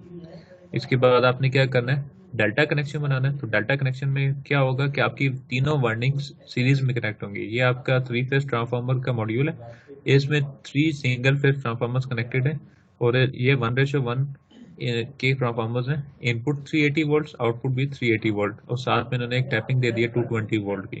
ठीक है, और इनके जो रेटेड करंट है वो 0.7 एम्पियर्स है। तो आपने क्या करना है, इन वाइंडिंग्स को सीरीज में कनेक्ट करना है। तो सीरीज में कैसे कनेक्ट करेंगे, कलर चेंज कर लेते हैं। जैसे मैंने वाइंडिंग 2 से वायर पिक करके वाइंडिंग 6 को कनेक्ट किया, वाइंडिंग 7 से वायर पिक करके 11 को कनेक्ट किया, और वाइंडिंग 12 से वायर पिक करके वापस रिटर्न वाइंडिंग 1 को कनेक्ट कर दिया। तो ये सीरीज कनेक्शन बन गया।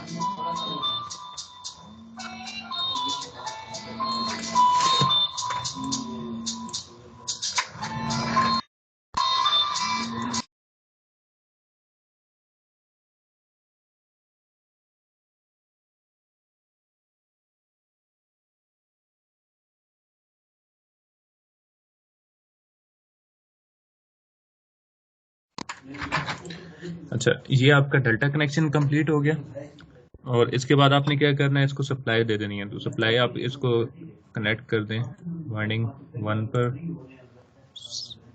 6 पर और 11 पर। ठीक है, ये प्राइमरी पर आपने डेल्टा कनेक्शन क्रिएट कर दिया। अब आपने क्या करना है, सेकेंडरी पर भी डेल्टा कनेक्शन क्रिएट करना है। सेकेंडरी साइड पर आपने चेक करना है कि आपका डेल्टा कनेक्शन क्रिएट क्लोज, जो फाइनल वायर है वो कनेक्ट करने से पहले आपने चेक करना है कि वोल्टेज आपके 0 आ रहे हैं कि नहीं। तो सेकेंडरी पर भी डेल्टा अगेन वैसे ही कनेक्ट होगा। 5 को 8 के साथ कनेक्ट कर दें और 15 को 13 के साथ कनेक्ट कर दें और 15 को 3 से कनेक्ट करने से पहले आपने मीटर लगाना है यहाँ पर। तो मैं यहाँ पर एक मीटर लगाता हूँ E1। ठीक है, E1 मीटर मैंने कनेक्ट कर दिया डेल्टा क्लोज करने से पहले, जैसे आपको मैंने मैनुअल में बताया था। 15 और 3 यहाँ पर आपने एक मीटर लगाना है। ठीक है, ये सर्किट को क्लोज करने से पहले। तो मैंने एक मीटर E1 कनेक्ट कर दिया।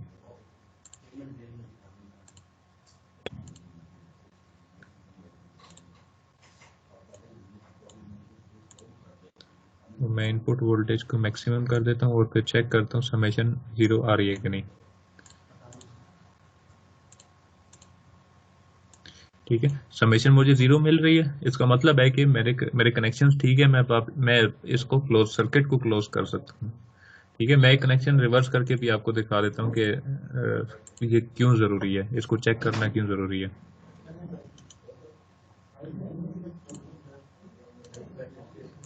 सपोज के जो लास्ट वाली वाइंडिंग है, मैं इसकी पोलैरिटीज ऑपोजिट कनेक्ट कर देता हूँ।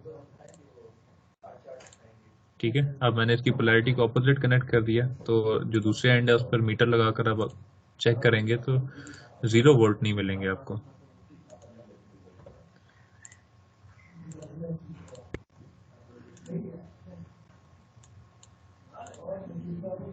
ठीक है, अब आप चेक करें, मैंने वोल्टेज फुल किया 100%, तो मुझे वहां पर वोल्टेज मिल रहे हैं 786। तो 786 वोल्ट अब एग्जिस्ट कर रहे हैं तीनों वाइंडिंग्स के वोल्टेजेस को ऐड अप करके। तो अगर इस पॉइंट पर मैं अपने डेल्टा कनेक्शन को क्लोज करूंगा, ठीक है, 15 और 3 पॉइंट को, अब मैंने 3 को उल्टा कर दिया, 3 को 5 की जगह पर कनेक्ट कर दिया, 5 को 3 को, ये आखिरी वाइंडिंग को रिवर्स करके लगा दिया करता हूँ। अब होगा क्या कि अब अगर मैं सर्किट को क्लोज करूंगा तो ये जो वोल्टेज एग्जिस्ट कर रहे हैं 786 वोल्ट, तो ये डायरेक्टली शॉर्ट सर्किट हो जाएंगे। ये शॉर्ट सर्किट होने की वजह से क्या होगा, तो आपकी सेकेंडरी वाइंडिंग पर बहुत हैवी करंट फ्लो करेगा और वो वाइंडिंग डैमेज हो जाएगी। ठीक है, तो इसलिए ये चेक करना बहुत जरूरी है कि डेल्टा वाली साइड पर आपके 0 वोल्ट एग्जिस्ट कर रहे हैं या नहीं कर रहे। ठीक है, अब यहाँ पर वोल्टेज एग्जिस्ट कर रहे हैं, आप इसको डायग्नोज कैसे करेंगे, आपको कैसे पता चलेगा कि आपकी कौन सी वाली वाइंडिंग है उसका जो उलट लगी हुई है। तो उसको चेक करने के लिए आप सबसे पहले क्या कर सकते हैं कि फेजर्स चेक करें इंडिविजुअल ट्रांसफार्मर के। ठीक है, ये सब कुछ डिलीट करें। जब भी आप 3 फेज ट्रांसफार्मर्स के कनेक्शंस कर रहे होंगे, आपने फर्स्ट काम ये करना है कि आपने फेजर्स चेक करना है। फेजर्स कैसे चेक करेंगे, पोलैरिटी कैसे चेक करेंगे, मैंने कनेक्शन कर दिया प्राइमरी साइड पर, एक कनेक्शन कर दिया, फेस टू फेस वोल्टेज लगा दिया, फेस टू न्यूट्रल भी यूज कर सकते हैं, और सेकेंडरी साइड पर भी मैं वोल्ट मीटर लगा रहा हूँ। अब वोल्ट मीटर लगाते मैंने आपको ये बताया था कि आपने ये ख्याल रखना है कि वोल्ट मीटर रेड वाली प्रोब वहां कनेक्ट होनी चाहिए जहां पर आपने एज्यूम किया है कि हाई पोटेंशियल होगी। अब मैंने हाई पोटेंशियल प्राइमरी साइड पर 1 वाले पॉइंट पर कनेक्ट किया है और मैंने एज्यूम किया हुआ है कि मेरे 3 वाले पॉइंट पर भी हाई पोटेंशियल होनी चाहिए, क्योंकि मैं एक्सपेक्ट कर रहा हूँ कि मेरी डॉट पोलैरिटी 3 वाली साइड पर है। तो मैंने मीटर की रेड प्रोब 3 वाली पॉइंट पर कनेक्ट कर दी। ठीक है, अब मैं पावर ऑन करके फेजर एनालाइजर में चेक करूंगा कि मुझे क्या फेज मिल रहे हैं। सॉरी, मैंने प्राइमरी का भी फेज एक मीटर लगाना है, तो E2 प्राइमरी के साथ कनेक्ट कर दें आप। ठीक है, और फेजर एनालाइजर में जाके आप देख लें कि E1 और E2 आपको कितने फेज पर मिल रहे हैं। ठीक है, तो वो आपको क्या दिखा रहा है, 0 डिग्री फेज। इसका मतलब ये है कि ये क्या है, इन फेज है। इसी तरह यही काम आप करेंगे सेकंड ट्रांसफार्मर के लिए, यही काम आप करेंगे थर्ड ट्रांसफार्मर के लिए। अमूमन होता ये है कि ट्रांसफार्मर जब डैमेज हो जाते हैं और रिपेयरिंग के लिए जाते हैं तो वो अपनी मर्जी से वाइंडिंग कर देते हैं, तो हमें पोलैरिटीज चेक करनी पड़ती हैं हमेशा से कि पोलैरिटीज इन फेज हैं कि नहीं है। ठीक है, अगर यही चीज़ आप चेक करें दूसरे ट्रांसफार्मर के लिए भी,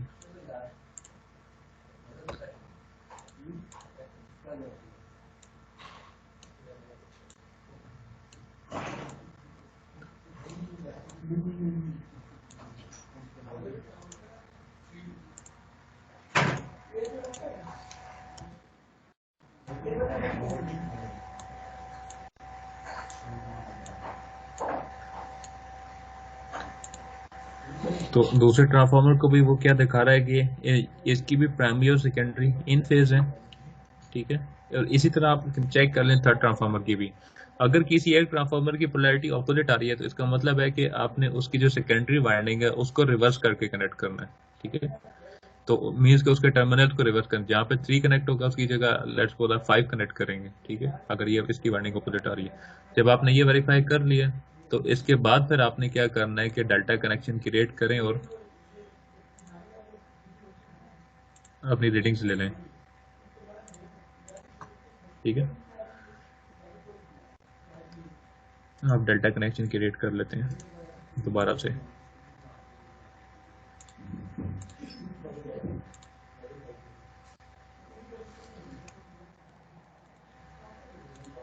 इस चीज की समझ आई है कि आपने डेल्टा को चेक कैसे करना है क्लोज करने से पहले। Yes sir.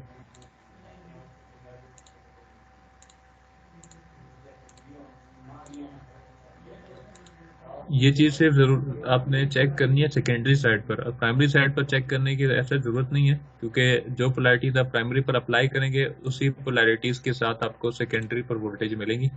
तो आप सेकेंडरी पे चेक करेंगे तो इसका मतलब है कि प्राइमरी ऑटोमेटिकली चेक हो जाएगी। ठीक है, अब इस पर जो आपने रीडिंग्स नोट करनी है, लेट्स सपोज वो कह रहा है E1 और 2 वाइंडिंग की रीडिंग्स लें और 3-5 की रीडिंग लें। तो जैसे E12 के साथ अगर आपने रीडिंग लेनी है तो वोल्ट मीटर लगा लें E12 के ऊपर, और E35 की रीडिंग लेनी है तो एक वोल्ट मीटर आप E35 पर भी कनेक्ट कर दें।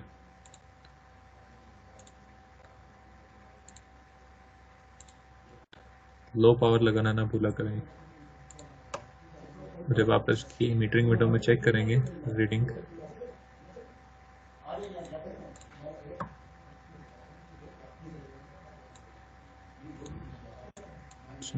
रीडिंग नहीं दिखा रहा, नहीं दिखा रहा।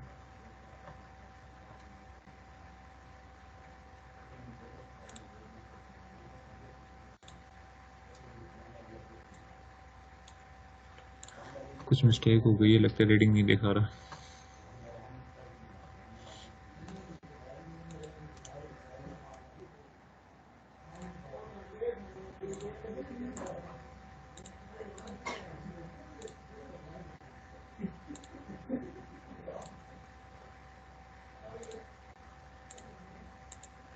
चेक कर लेते हैं।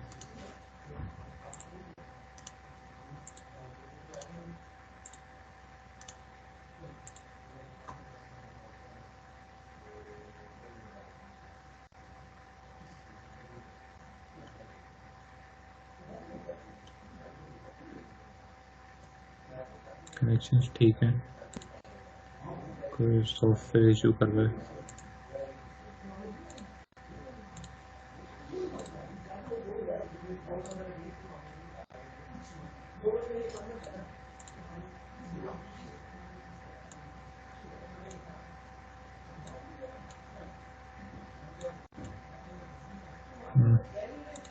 सॉफ्टवेयर इशू करने लग गया, कुछ रीडिंग नहीं दिखा रहा। बहरहाल लेकिन आप इसको एक दफ़ा ऑफ करके सॉफ्टवेयर दोबारा ओपन करेंगे तो ये रीडिंग्स आ जाएंगी। ठीक है, आप इसको सेव कर लें और दोबारा इसको ओपन कर लें।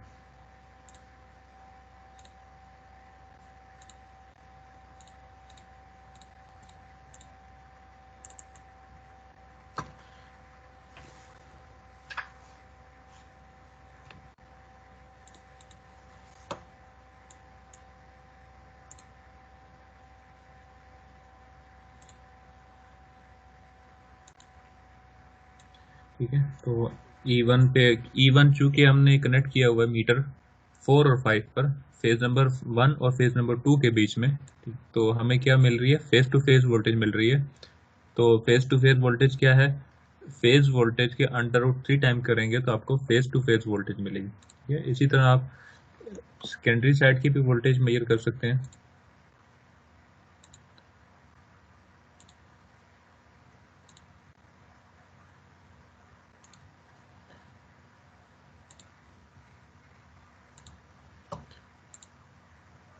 तो अब चूंकि ये ट्रांसफार्मर 1:1 का है, टर्न्स रेशियो उसमें 1 है, तो जो प्राइमरी की वोल्टेज है वही तकरीबन आपको सेकेंडरी की वोल्टेज मिलेंगे। थोड़ा बहुत वो आपको डिफरेंस दिखा रहा है। ये डिफरेंस आपका क्यों आ रहा है, ये आपके ट्रांसफार्मर के लॉसेस को रिप्रेजेंट कर रहा है कि ट्रांसफार्मर के अंदर इंटरनल पावर लॉस हो रही है। ठीक है। तो अगर आप यहाँ पे एम्पेयर मीटर भी कनेक्ट करते हैं तो पावर के मीटर भी ऑन करके आपको पता चल जाता है कि कितनी पावर आप डिलीवर कर रहे हैं और कितनी पावर आप आउटपुट ले रहे हैं। ठीक है। तो उनको सब्ट्रैक्ट जब आप करेंगे तो फिर आपको पता चलेगा कि इंटरनली पावर का लॉस कितना आ रहा है। ठीक है। तो इस तरह से आप ये डेल्टा टू डेल्टा कनेक्शन है। तमाम मीटर जो रीडिंग्स उसने बोली हुई है वो रीडिंग्स लें आप, और उसके बाद ये क्वेश्चन आंसर यस नो करके जब आप तीनों वोल्टेजेस का सम करेंगे तो तीनों वोल्टेजेस का सम करने के बाद आपको 0 वोल्ट मिलेंगे, क्योंकि तीनों वोल्टेजेस आपस में 120 डिग्री एंगल्स पर है। ठीक है। ये समेशन चाहे आप प्राइमरी पे करें चाहे आप सेकेंडरी साइड पे करें, तीनों का समेशन 0 आना चाहिए। जैसे अभी हमने चेक किया था कि डेल्टा कनेक्शन क्लोज करने से पहले वोल्टेजेस का समेशन आपको 0 नहीं मिल रहा था, 785 वोल्ट्स मिल रहे थे। तो इसका मतलब है कि आपने पोलैरिटीज गलत कनेक्ट की हैं। जब वो फेजर्स में ऐड हो रही हैं तो आंसर 0 नहीं आ रहा, वो एडिशन होके कुछ और आंसर आपको मिल रहा है। ठीक है। अगर आप सही तरह से फेजेस ऐड करेंगे फिर आपको 0 आंसर मिलेगा। अच्छा ये आपका डेल्टा टू डेल्टा कनेक्शन हो जाएगा। सिमिलरली आपने क्या करना है, Y to Y connection check करना है। तो वाई टू वाई में आपके पास पे दो तरह की वोल्टेजेस आ जाएंगी, फेज टू न्यूट्रल वोल्टेज भी आएगी और फेज टू फेज वोल्टेज भी आएगी। ठीक है। तो आप यहाँ पे फेजर डायग्राम में ये भी चेक कर सकते हैं कि फेज टू न्यूट्रल और फेज टू फेज वोल्टेज में क्या डिफरेंस है। ये तमाम रीडिंग्स वो आपसे पूछेगा, आपने इनकी तमाम रीडिंग्स यहाँ पर नोट कर लेनी है। और अगेन वो आपसे पूछेगा कि समेशन करें तीनों वोल्टेजेस का तो रिजल्ट आपके पास 0 आना चाहिए। और फेजर एनालाइजर में जब चेक करेंगे तो फेज वोल्टेजेस का भी फेजर एनालाइजर आपने देखना है और लाइन वोल्टेजेस का भी फेजर एनालाइजर आपने चेक करना है। दोनों के केस में आपको 120 का डिफरेंस नजर आएगा। ठीक है। तो ये आपकी लैब पार्ट 1 खत्म हो जाएगा। इसके बाद नेक्स्ट आपने क्या करना है, पार्ट 2 की तरफ जाना है। उसमें क्या करेगा वो, आप वाई टू डेल्टा कनेक्शन पे जाएगा। वाई कनेक्शन आपने प्राइमरी पर क्रिएट किया, डेल्टा कनेक्शन आपने सेकेंडरी पर क्रिएट किया। अगेन डेल्टा कनेक्शन क्लोज करने से पहले आपने चेक करने किसी भी जॉइंट वाले किसी भी जगह से आप ओपन करें और वहां पर चेक कर लें कि वोल्टेज का समेशन 0 आ रहा है कि नहीं। अगर तो वो 0 आ रहा है इसका मतलब है कि पोलैरिटीज आपने सही कनेक्ट की है, आप उस सर्किट को क्लोज कर दें और अपनी रीडिंग्स ले लें। लेकिन अगर वो 0 नहीं आ रहा है इसका मतलब है कि आपने जो पोलैरिटीज हैं सेकेंडरी साइड पर वो गलत कनेक्ट की हुई हैं। तो फिर आप पोलैरिटीज चेक करेंगे पहले कि कौन सी साइड है जो रिवर्स पोलैरिटी की आ रही है, उसको उसके कनेक्शन रिवर्स करके लगा देंगे तो पोलैरिटी सीधी हो जाएंगी। और फिर आप दोबारा वोल्टेज चेक करें, समेशन 0 आ जाएगा। फिर आप सर्किट को क्लोज करें और वैल्यूज को नोट कर लें। ठीक है। इसी तरह नेक्स्ट जो है वो डेल्टा टू डेल्टा आ जाएगा फिर। ठीक है। ये इसने डेल्टा टू वाई कनेक्शन, ये करंट की रीडिंग्स भी ले रहा है, इसको बेशक आप स्किप कर देना, करना चाहें तो कर लें, इसमें कोई वो नहीं है। सर यूनिट 9 पूरा करना है? जी ये 9 पूरा करना है, कुछ भी नहीं है, सिंपल सिर्फ रीडिंग्स हैं इसके अंदर, वोल्ट मीटर लगाने और वैल्यूज को नोट करना है। तो सर वो तो कोई मसला नहीं है। और जो सर इससे पिछली लैब थी उसमें यूनिट 8 पूरा था, ऐसे ही ये यूनिट 7 था। यूनिट 7 था। आज जो हमने किया, आज नहीं, आज हमने 8 और 9 दोनों किए हैं। आज हम 2 लैब्स को कवर कर रहे हैं क्योंकि दोनों में सिर्फ आपने एक भी बनाए। हाँ अलग अलग बनाने हैं। Okay sir.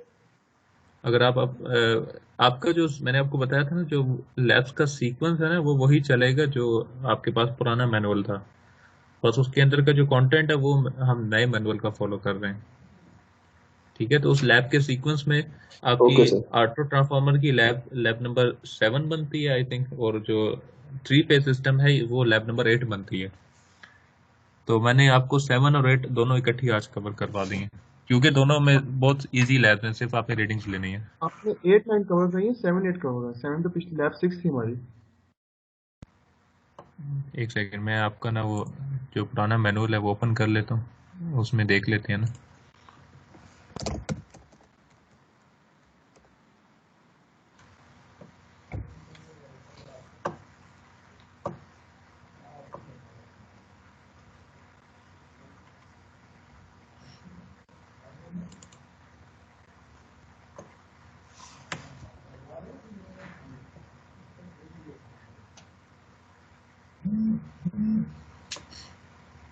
जो पिछली लैब थी ना वो लैब नंबर 6 ही थी, क्योंकि लैब नंबर 6 में ओपन सर्किट टेस्ट और शॉर्ट सर्किट टेस्ट मैंने टॉपिक छोड़ दिया था कि हम अलग से कवर करेंगे, तो वो है वो लैब 6 का ही पार्ट।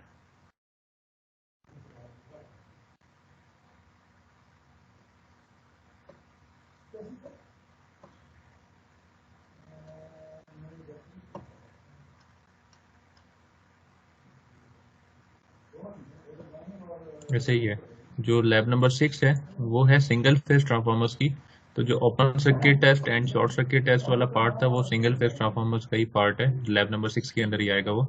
और इसके बाद लैब नंबर 7 है ऑटो ट्रांसफार्मर्स की, और लैब नंबर 8 है 3 phase transformer connections and operations. तो लैब नंबर 7 ये जो टॉपिक नंबर 8 था न्यू वाले मैनुअल में, आपको ऑटो ट्रांसफार्मर वहाँ मिल जाएगा, और लैब टॉपिक नंबर 9 आपको मिलेगा 3 फेज ट्रांसफार्मर। वो मैनुअल के मुताबिक आपका सीक्वेंस में लैब नंबर 8 बनती है।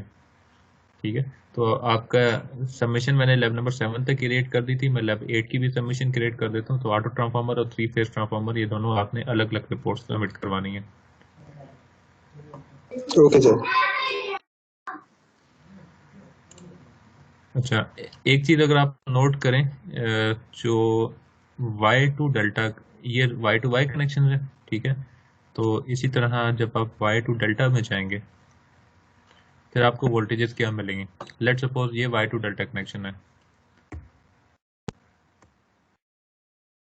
तो इसमें अगर आप गौर करें तो जो आपकी वाइंडिंग 1 और 2 है, ये 2 वाली साइड कनेक्टेड है न्यूट्रल के साथ, तो इसका मतलब है कि 1 और 2 के बीच में आपको वोल्टेज क्या मिलेंगे, 220 वोल्ट। और इसी तरह 1 और 6 के बीच में अगर आप वोल्टेज मेजर करेंगे तो आपको 380 वोल्ट मिलेगी, 220 मल्टीप्लाइड बाय √3।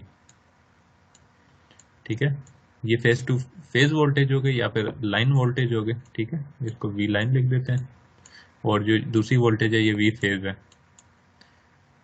लेकिन अगर आप डेल्टा की तरफ जाएं तो डेल्टा की तरफ आपको क्या वोल्टेज मिलने चाहिए, 3 और 5 वाइंडिंग के बीच में आपको क्या वोल्टेज मिलेंगे,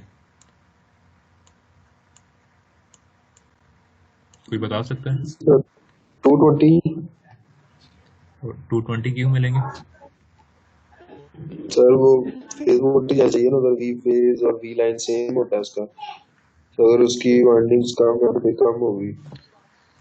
ठीक है, जो आपके डेल्टा कनेक्शन है, डेल्टा कनेक्शन में आपके पास न्यूट्रल तो होता नहीं है, तो जो आपके पास यहाँ पर जो फेज वोल्टेज है वही लाइन वोल्टेज के इक्वल है।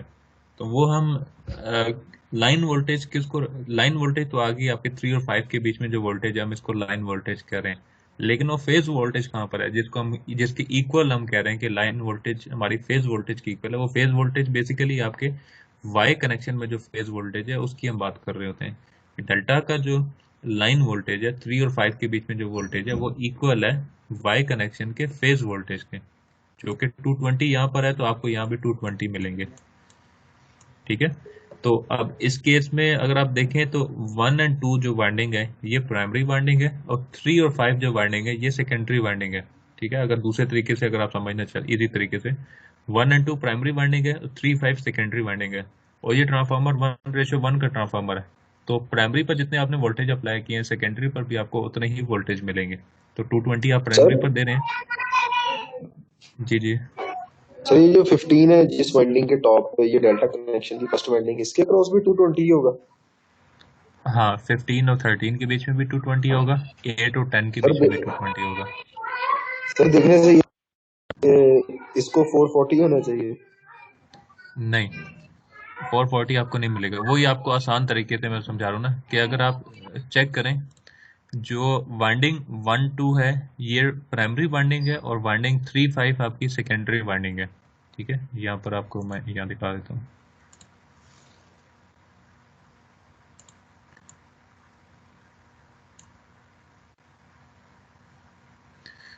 One and two primary winding है और 3 और 5 सेकेंडरी वाइंडिंग है। ठीक है, तो और ये ट्रांसफार्मर क्या है 1:1, तो जितनी वोल्टेज इनपुट पर देंगे उतनी वोल्टेज आपको आउटपुट पे मिलेगी। तो अगर इस मैनुअल में देखें 1 और 2 पर आप कितनी वोल्टेज अप्लाई कर रहे हैं, फेज टू न्यूट्रल वोल्टेज 220, तो 3 और 5 पे भी आपको वही वोल्टेज मिलेंगे 220। ठीक है, और अगर इसको इक्वेशन की सूरत में बात करें तो हम क्या कहते हैं कि डेल्टा में फेज वोल्टेज इक्वल है लाइन वोल्टेज के। लाइन वोल्टेज तो हम मेजर कर रहे हैं 3 और 5 के बीच में, तो फेज वोल्टेज कहाँ है, वो फेज वोल्टेज वाई कनेक्शन में मौजूद है 1 और 2 के बीच में। ठीक है, तो डेल्टा में 3 और 5 पर वोल्टेज इक्वल आएगी वाई के 1 और 2 की वोल्टेज के।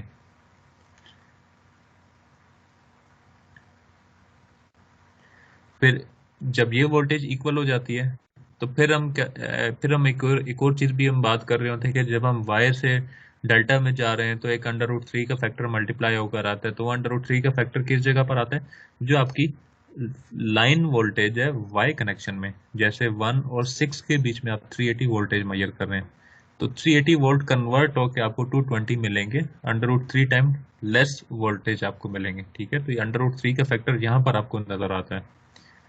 इसी तरह अगर आप इसका रिवर्स करें, जो डेल्टा टू वाई है उसमें बिल्कुल इसका ऑपोजिट हो जाएगा। जैसे ये एक डेल्टा कनेक्शन क्रिएट किया हुआ और सेकेंडरी पर वाई कनेक्शन क्रिएट किया हुआ है। अगर आप यहाँ डेल्टा कनेक्शन पर देखें तो जो आपकी प्राइमरी वाइंडिंग है 1 और 2, इसके बीच में वोल्टेज कितने हैं, कोई बताएगा? 220 होंगे। नहीं 220, अब यहाँ पर 220 नहीं है, क्योंकि अब आपकी जो वाइंडिंग है ये कनेक्टेड है फेज नंबर 1 और फेज नंबर 2 के बीच में। 380 होंगे। ठीक है, यहाँ पे आपको 380 वोल्ट मिलेंगे क्योंकि आप एक वाइंडिंग कनेक्ट कर रहे हैं दो फेजेस के बीच में, तो इसके अक्रॉस आपको वोल्टेज 380 मिलेंगे। ये वी लाइन वोल्टेज है। ठीक है, अब अगेन डेल्टा में हम कहते हैं कि जो लाइन वोल्टेज है वो इक्वल होते हैं फेज वोल्टेज के। तो लाइन वोल्टेज तो डेल्टा वाली साइड पर होगी, फेज वोल्टेज सेकेंडरी साइड पर जो वाई कनेक्शन है वहां पर आपको देखने, तो सेकेंडरी साइड पर जो फेज वोल्टेज है वो कहाँ मिलेंगे, वाइंडिंग 3 और 5 के बीच में।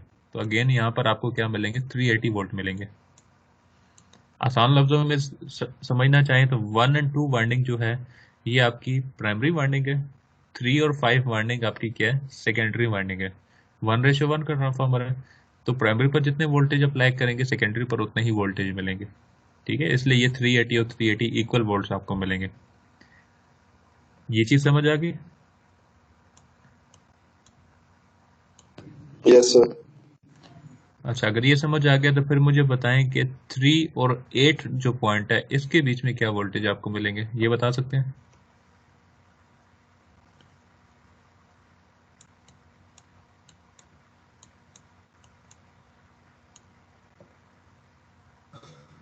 सर 0 होने चाहिए। नहीं 0 नहीं होंगे। तो फिर 220 होंगे। नहीं 220 भी नहीं होंगे। अगर आप चेक करें तो ये आपके पास वाई कनेक्शन है ना, ये जो कॉमन पॉइंट सर है वो 9 ये, वोल्ट बनती है तो √3 टाइम 380 होगा। हाँ ये न्यूट्रल पॉइंट है ना आपका, और आप फेज वोल्टेज मेजर कर रहे हैं 3 और 5 के बीच में। इसी तरह फेज वोल्टेज आप मेजर कर सकते हैं 8 और 10 के बीच में, ये भी आपको 380 मिलेंगे। ठीक है, लेकिन आपके पास एक फेज है 3-5, एक फेज है 8-10। अब इन दो फेजेस के बीच में जब आप वोल्टेज मेजर करेंगे तो फिर आपको यहाँ वोल्टेज मिलेंगे 380 मल्टीप्लाइड बाय √3, क्योंकि अब आप यहाँ पर phase two phase voltage measure कर रहे हैं। तो अब आपको यहाँ पर जो फेज वोल्टेज था 380 उसके √3 टाइम्स ज्यादा वोल्टेज मिलेंगे, तो ये 600 समथिंग आपको वोल्ट्स मिलेंगे यहाँ पर। जब आप डेल्टा से वाई कनेक्शन में जाएंगे तो आपको जो वाई कनेक्शन जो सेकेंडरी साइड पर है उसमें आपको लाइन वोल्टेज ज्यादा मिलेंगे। ठीक है, अगेन अगर आप इक्वेशन से समझना चाहें तो जब आप डेल्टा से वाई में कन्वर्जन कर रहे हैं तो √3 टाइम वोल्टेज ज्यादा आपको मिलेंगे।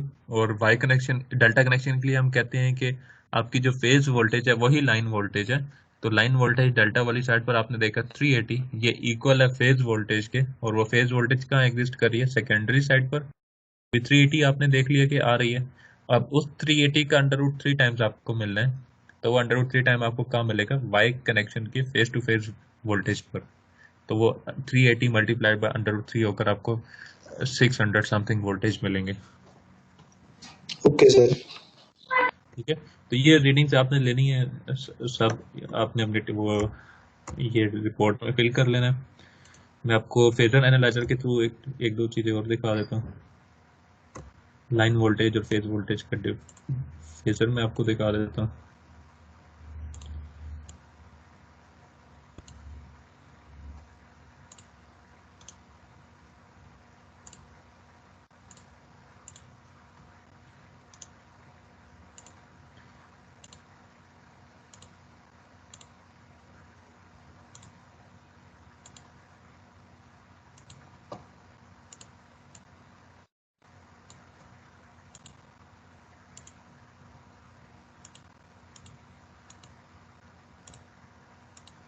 ठीक है, नॉर्मली जब आपने फेजर चेक करने हैं तो मैंने E1 E2 E3 जो 3 आपके वोल्ट मीटर हैं ये कनेक्ट कर दिए मैंने पावर सप्लाई के साथ।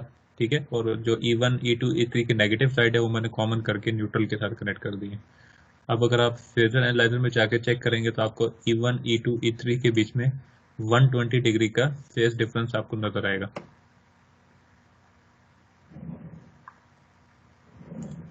ठीक है, अगर आपने सीक्वेंस ठीक कनेक्ट किया है तो आपको फेज सीक्वेंस 120 डिग्री का नजर आएगा। अगर आप इसको कोई भी एक मीटर को रिवर्स करके कनेक्ट कर देंगे तो आपका फेज सीक्वेंस उल्टा हो जाएगा। जैसे लेट्स सपोज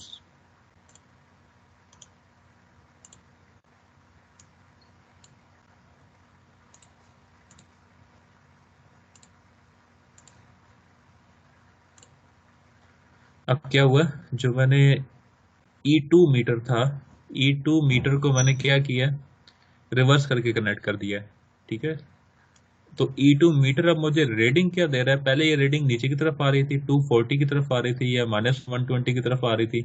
अब ये रीडिंग बिल्कुल उसके ऑपोजिट मुझे दिखा रहा है, 180 डिग्री ऑपोजिट आ गई ग्रीन लाइन।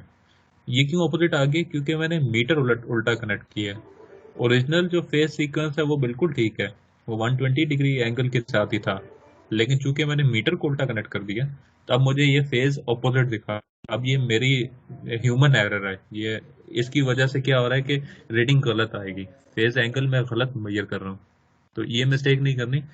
मैंने किया क्या, E2 मीटर की जो रेड वाली प्रोब है वो न्यूट्रल के साथ कनेक्ट कर दी और जो ब्लैक वाली प्रोब है वो फेज के साथ कनेक्ट कर दी। हालांकि होना इसका रिवर्स चाहिए था, मैंने आपको बताया था कि मीटर की हमेशा रेड वाली प्रोब आपने हाई पोटेंशियल के साथ कनेक्ट करनी है। मैंने उसको क्या किया हुआ, लो पोटेंशियल के साथ कनेक्ट किया, तो फेज एंगल आपका 180 डिग्री ऑपोजिट हो गया।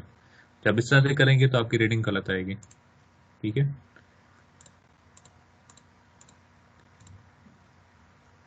अगेन जब आप इसको सही करेंगे तो रीडिंग्स ठीक हो जाएंगे। तो ये आपकी है phase two neutral voltage. Again अगर आप चेक करना चाहें फेज टू फेज वोल्टेज के लिए तो उसके लिए आपको फेजर चेक करने हैं, तो कैसे करेंगे, आपका जो मीटर्स हैं वो फेज टू फेज वोल्टेज पर कनेक्ट होंगे। जैसे फॉर एग्जांपल मैं चाहता हूं कि मैं फेज नंबर 1 को रेफरेंस लेके फेज नंबर 2 को मेजर करूं, तो इसका मतलब है कि E1 का जो रेड वाला मीटर है वो मेरा फेज नंबर 2 के साथ कनेक्ट होगा और ब्लैक वाला मीटर फेज नंबर 1 के साथ कनेक्ट होगा। ठीक है, चेक करते हैं इसका क्या रिजल्ट आता है। इसी तरह E2 को मैं फेज 3 के साथ कनेक्ट कर रहा हूँ और E2 का नेगेटिव मैं फेज 2 के साथ कनेक्ट कर देता हूँ। सिमिलरली E3 को मैं फेज 1 के साथ कनेक्ट करके E3 का नेगेटिव जो है वो फेज 3 के साथ कनेक्ट कर देता हूँ। अगेन अगर आप यहाँ चेक करें फेज एंगल आपको वही मिल रहे हैं, लेकिन जो आपकी वोल्टेज है मैग्नीट्यूड वो ज्यादा आ रहा है, वो √3 टाइम्स ज्यादा आ रहा है, 220 मल्टीप्लाइड बाय 3 √3 होकर आ रहा है। ठीक है, अगर आप कलर्स चेक करें तो रेड वाला, ब्लू और ग्रीन अपनी अपनी जगह पर ही है, और इनका एंगल भी 120 डिग्री मेंटेन्ड है। ये इस वजह से है कि चाहे आप फेज वोल्टेजेस ले रहे हैं चाहे आप लाइन वोल्टेजेस ले रहे हैं, आपस में वो 120 डिग्री पर ही रहेंगे। जितना फेज शिफ्ट आपने फेज 1 में क्रिएट किया, फेज 2 लाइन वोल्टेज 1 में क्रिएट किया, उतना ही फेज शिफ्ट आपका लाइन वोल्टेज 2 में होगा और उतना ही फेज शिफ्ट लाइन वोल्टेज 3 में होगा। तो रिलेटिवली आपस में क्या रहेंगे, 120 डिग्री पर ये रहेंगे। ये चीज क्लियर है? Yes sir. Yes sir. अच्छा, एक लास्ट चीज आपको दिखा देता हूँ जो आपको फेजर एनालाइजर में हेल्प करेगी। मैंने जो आपको नोट्स में भी ये दिखाया था, यहाँ पर भी दिखा देता हूँ। सपोज कि आप फेज 2 न्यूट्रल वोल्टेज मेजर कर रहे हैं फेज 1 की, और इसी तरह फेज 2 न्यूट्रल वोल्टेज मेजर कर रहे हैं फेज 2 की, ठीक है।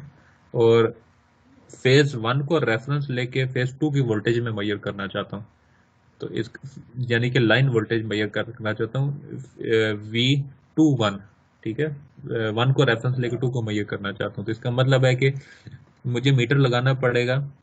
हाँ, जिसको मैं रेफरेंस ले रहा हूँ उस पर ब्लैक प्रॉप लगेगी और जिसको मैं मेजर करना चाह रहा हूँ उस पर रेड प्रॉप लगेगी, ठीक है। तो मैं 1 को रेफरेंस ले रहा हूँ तो 1 पर मैंने ब्लैक प्रॉप लगा दी है। अब आप इसका चेक करें फेजर एनालाइजर।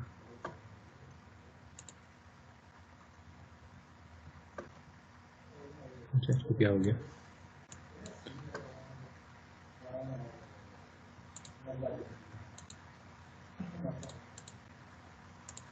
इसको दोबारा चेक करते हैं।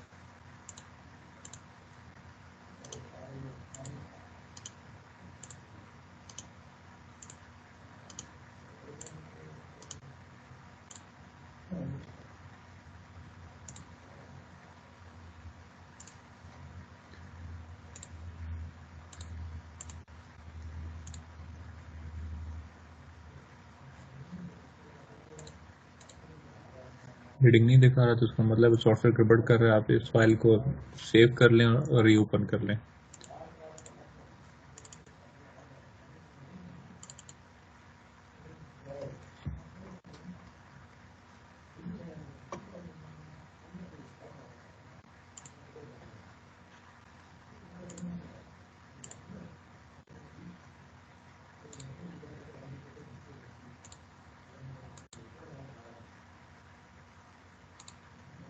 ठीक है, अब रीडिंग दिखा रहे हैं। जब भी आपका इस तरह का इशू आए तो आप सिंपली फाइल को क्लोज करें और रीओपन कर लें तो इशू रिजॉल्व हो जाएगा। तो हम करना क्या चाह रहे थे कि फेज 1 और फेज 2 का फेजर प्लॉट कर रहे थे विद रिस्पेक्ट टू न्यूट्रल।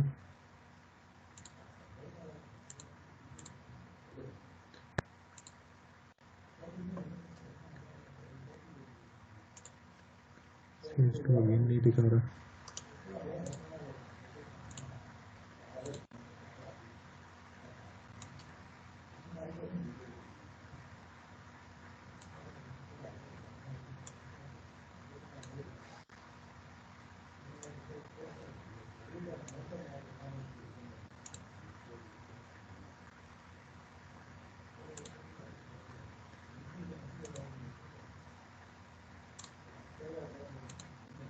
ठीक है, फेज 1 और फेज 2 का फेजर मैंने प्लॉट किया, तो फेज 2 का फेजर किधर आ रहा है?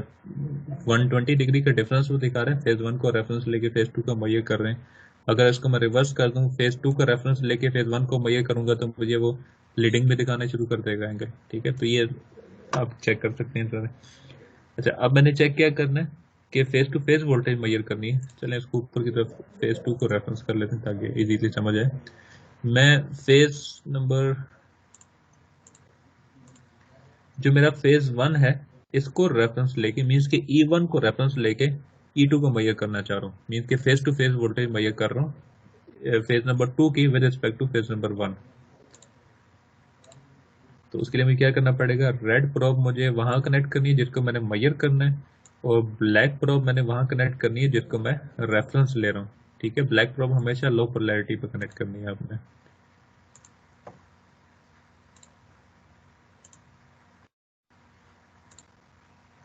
अच्छा, अब आप अगर चेक करें तो E1 आपका 0 पर आ रहा है, 0 डिग्री रेफरेंस पर, और जो ग्रीन वाला है वो आपको दिखा रहा है 120 डिग्री पर, ठीक है। चलिए इसको ऊपर की तरफ शिफ्ट करते हैं। अच्छा, इसका एक तो फेज सीक्वेंस भी रिवर्स आ रहा है। अच्छा, जो ग्रीन वाला है वो -120 दिखा रहा है और जो रेड वाला है वो आपका 0 डिग्री वाला फेज आ रहा है। अब हमने E3 मीटर की रेड प्रॉप कनेक्ट की हुई है फेज नंबर E2 पर और ब्लैक प्रॉप कनेक्ट की हुई है फेज नंबर 1 पर, और वो अब हमें क्या दिखा रहा है कि मैं इस ग्रीन वाले फेज को मेजर करना चाह रहा हूँ विद रिस्पेक्ट टू रेड वाला फेज। ठीक है, रेड को रेफरेंस लिया, ग्रीन को मेजर कर रहा हूँ। तो 30 डिग्री लीडिंग इफेक्ट आपको नजर आएगा किसके साथ, जिसको हम मेजर कर रहे हैं। ठीक है, ये हमेशा बात याद रखनी है कि 30 डिग्री लीडिंग फेज आपको मिलेगा, जिसको हम मेजर कर रहे हैं उसके साथ 30 डिग्री लीडिंग आएगा।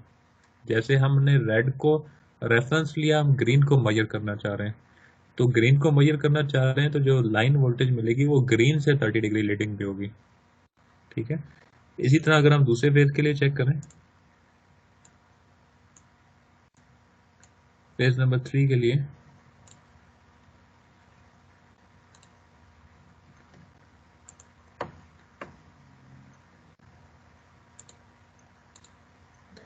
तो अगेन रेड को रेफरेंस लेके मैं ग्रीन को मेजर करना चाह रहा हूँ, तो मेरा जो लाइन वोल्टेज आएगी वो जिसको मैं मेजर कर रहा हूँ, ग्रीन को मैं मेजर कर रहा हूँ, तो मेरी लाइन वोल्टेज ग्रीन से 30 डिग्री लीडिंग में होगी। तो जो ग्रीन का फेज है वो 120 है, तो ब्लू का फेज मुझे क्या मिलेगा, 120 प्लस 30 डिग्री, तो रेड के साथ वो 150 बना लेगा फेज। ठीक है, इसी तरह अगर मैं इसको रिवर्स कर देता हूँ, E3 मीटर को रिवर्स कर देता हूँ, तो फिर क्या होगा,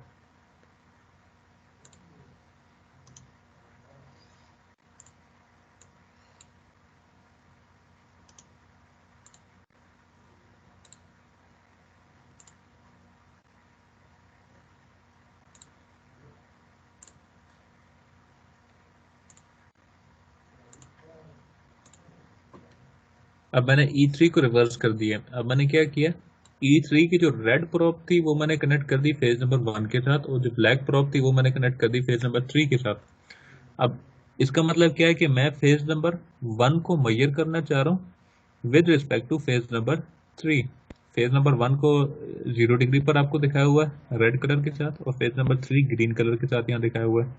तो मैं इस रेड को मेजर करना चाह रहा हूँ विद रिस्पेक्ट टू ग्रीन। ठीक है, तो जिसको मैं मेजर कर रहा हूँ उसके साथ 30 डिग्री फेज मुझे डिफरेंस नजर आना चाहिए। अब चूंकि हम रिवर्स में नेगेटिव सीक्वेंस से मेजर कर रहे हैं तो 30 डिग्री मुझे लैगिंग में नजर आएगा। ठीक है, -30 डिग्री का फेज मुझे मिलेगा। तो ये जो ब्लू वाला ये है, ये बेसिकली फेज 1-2 है, पहले 1-3 है, सॉरी, पहले हम फेज 3-1 मेजर कर रहे थे, 1 को रेफरेंस लेके 3 को मेजर कर रहे थे, तो एंगल 150 मिल रहा था। लेकिन अब हम क्या कर रहे हैं, 3-1 का ऑपोजिट कर रहे हैं, फेज 1-3 को मेजर कर रहे हैं, 3 को रेफरेंस लेकर 1 को मेजर कर रहे हैं, तो 30 डिग्री नेगेटिव में मुझे मिलेगा। ओवरऑल एंगल इनके बीच में 150 ही है, ग्रीन और ब्लू के बीच में 150 एंगल बन रहा है। पहले रेड और ब्लू के बीच में 150 बन रहा था, +150, लेकिन अब ग्रीन और ब्लू के बीच में -150 एंगल बनेगा। ठीक है, या फिर रेड के साथ -30 डिग्री एंगल बनेगा।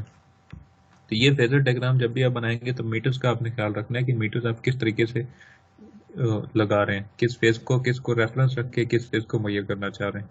जब आप फेज टू फेज के फेजर्स बनाएंगे, फेज टू फेज वोल्टेज के फेजर बनाएंगे, तो इस बात की कुछ समझ आ गई, ये जो फेज रिवर्स क्यों हो रहा है, ऑपोजिट क्यों जा रहा है। Yes sir. चलें, अगर ठीक है, अगर समझ आ गया तो चलें, रैप रिपोर्ट तो आप बना लेंगे, लेक्चर काफी लंबा हो गया। इस पूरे सेशन में अगर कुछ चीज समझ नहीं आई तो बता दें, रिपीट कर लेते हैं। ये चीज देखने में बहुत बड़ी लग रही है लेकिन ये है बहुत आसान। नहीं सर, आप समझा रहे हैं इसलिए ज्यादा लंबा लगता है। जब खुद करते हैं ना सर, एक ही रीडिंग में मल्टीपल चीजें कर सकते हैं, कोई मसला नहीं होता। हाँ बिल्कुल, क्योंकि आपने सिंपल वोल्ट मीटर्स कनेक्ट करने हैं, आपने वोल्ट मीटर लगाने हैं, रीडिंग को नोट कर लेना है, बस इतना सा काम है। फेजर का बस आपको यह समझ होनी चाहिए कि आपने फेजर में मीटर की रेड प्रोब कहाँ लगानी है और मीटर की ब्लैक प्रोब कहाँ लगानी है। बस सिंपल सा थंब रूल मैंने आपको बताया कि रेड प्रोब आपने वहां लगानी है जहां पर आपने हाई पोटेंशियल एज्यूम की हुई है, और ब्लैक प्रोब आपने वहां लगानी है जिसको आपने रेफरेंस बनाना है। वी फेज वोल्टेज 2-1 मेजर करना चाहें तो 2 विद रिस्पेक्ट टू 1, तो इसका मतलब है कि 1 आपकी रेफरेंस है, 2 को आपने मेजर करना है, तो आपकी ब्लैक प्रोब 1 पे कनेक्ट होगी और रेड प्रोब आपकी 2 पे कनेक्ट होगी, तो फेज एंगल आपको सही मिलेगा। लेकिन अगर आप इसका रिवर्स कर देते हैं, V2-1 अगर मेजर करना चाहते हैं, तो इसका मतलब है कि आप पेज नंबर 2 को रेफरेंस लेके फेज नंबर 1 को मेजर करना चाहते हैं, मैंने शायद रिवर्स बोल दिया तो पहले फेज 2 1 को मेजर कर रहे हैं तो 1 को रेफरेंस लेके 2 को मेजर करेंगे आप, क्योंकि V2 माइनस V1 आप इसको लिखते हैं। और अगर आप फेज 1 2 लिखते हैं तो इसका मतलब है कि V1 माइनस V2 लिखेंगे तो आपने 2 को रेफरेंस लेके 1 को मेजर करना है, तो एंगल आपको -30 डिग्री में मिलेगा, या फेज नंबर 2 के साथ -150 एंगल आपको मिलने लग जाएगा। तो बहरहाल ये इसके साथ आप प्ले कर सकते हैं। सिंपल थंब रूल ये याद रखें कि रेड प्रोब वहाँ कनेक्ट होनी है जहाँ पर आपका हाई पोटेंशियल एज्यूम किया हुआ आपने, और ब्लैक वहाँ कनेक्ट होनी है जहाँ पे आपका रेफरेंस है। बस जब ये रूल फॉलो करेंगे तो कहीं पे कोई इशू नहीं आएगा आपको। Okay sir. चलें ठीक है, सब लोग प्रेजेंट है ना, कोई मिसिंग तो नहीं है? मैं अटेंडेंस ले रहा हूँ।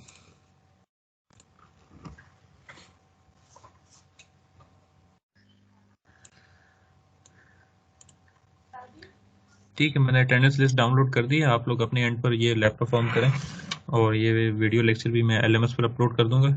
लैब 7 तक रिपोर्ट्स मैंने सबमिशन क्रिएट कर दी है, लैब 8 की भी मैं सबमिशन अभी क्रिएट कर देता हूँ। तो आपके पास 20 दिसंबर तक टाइम है।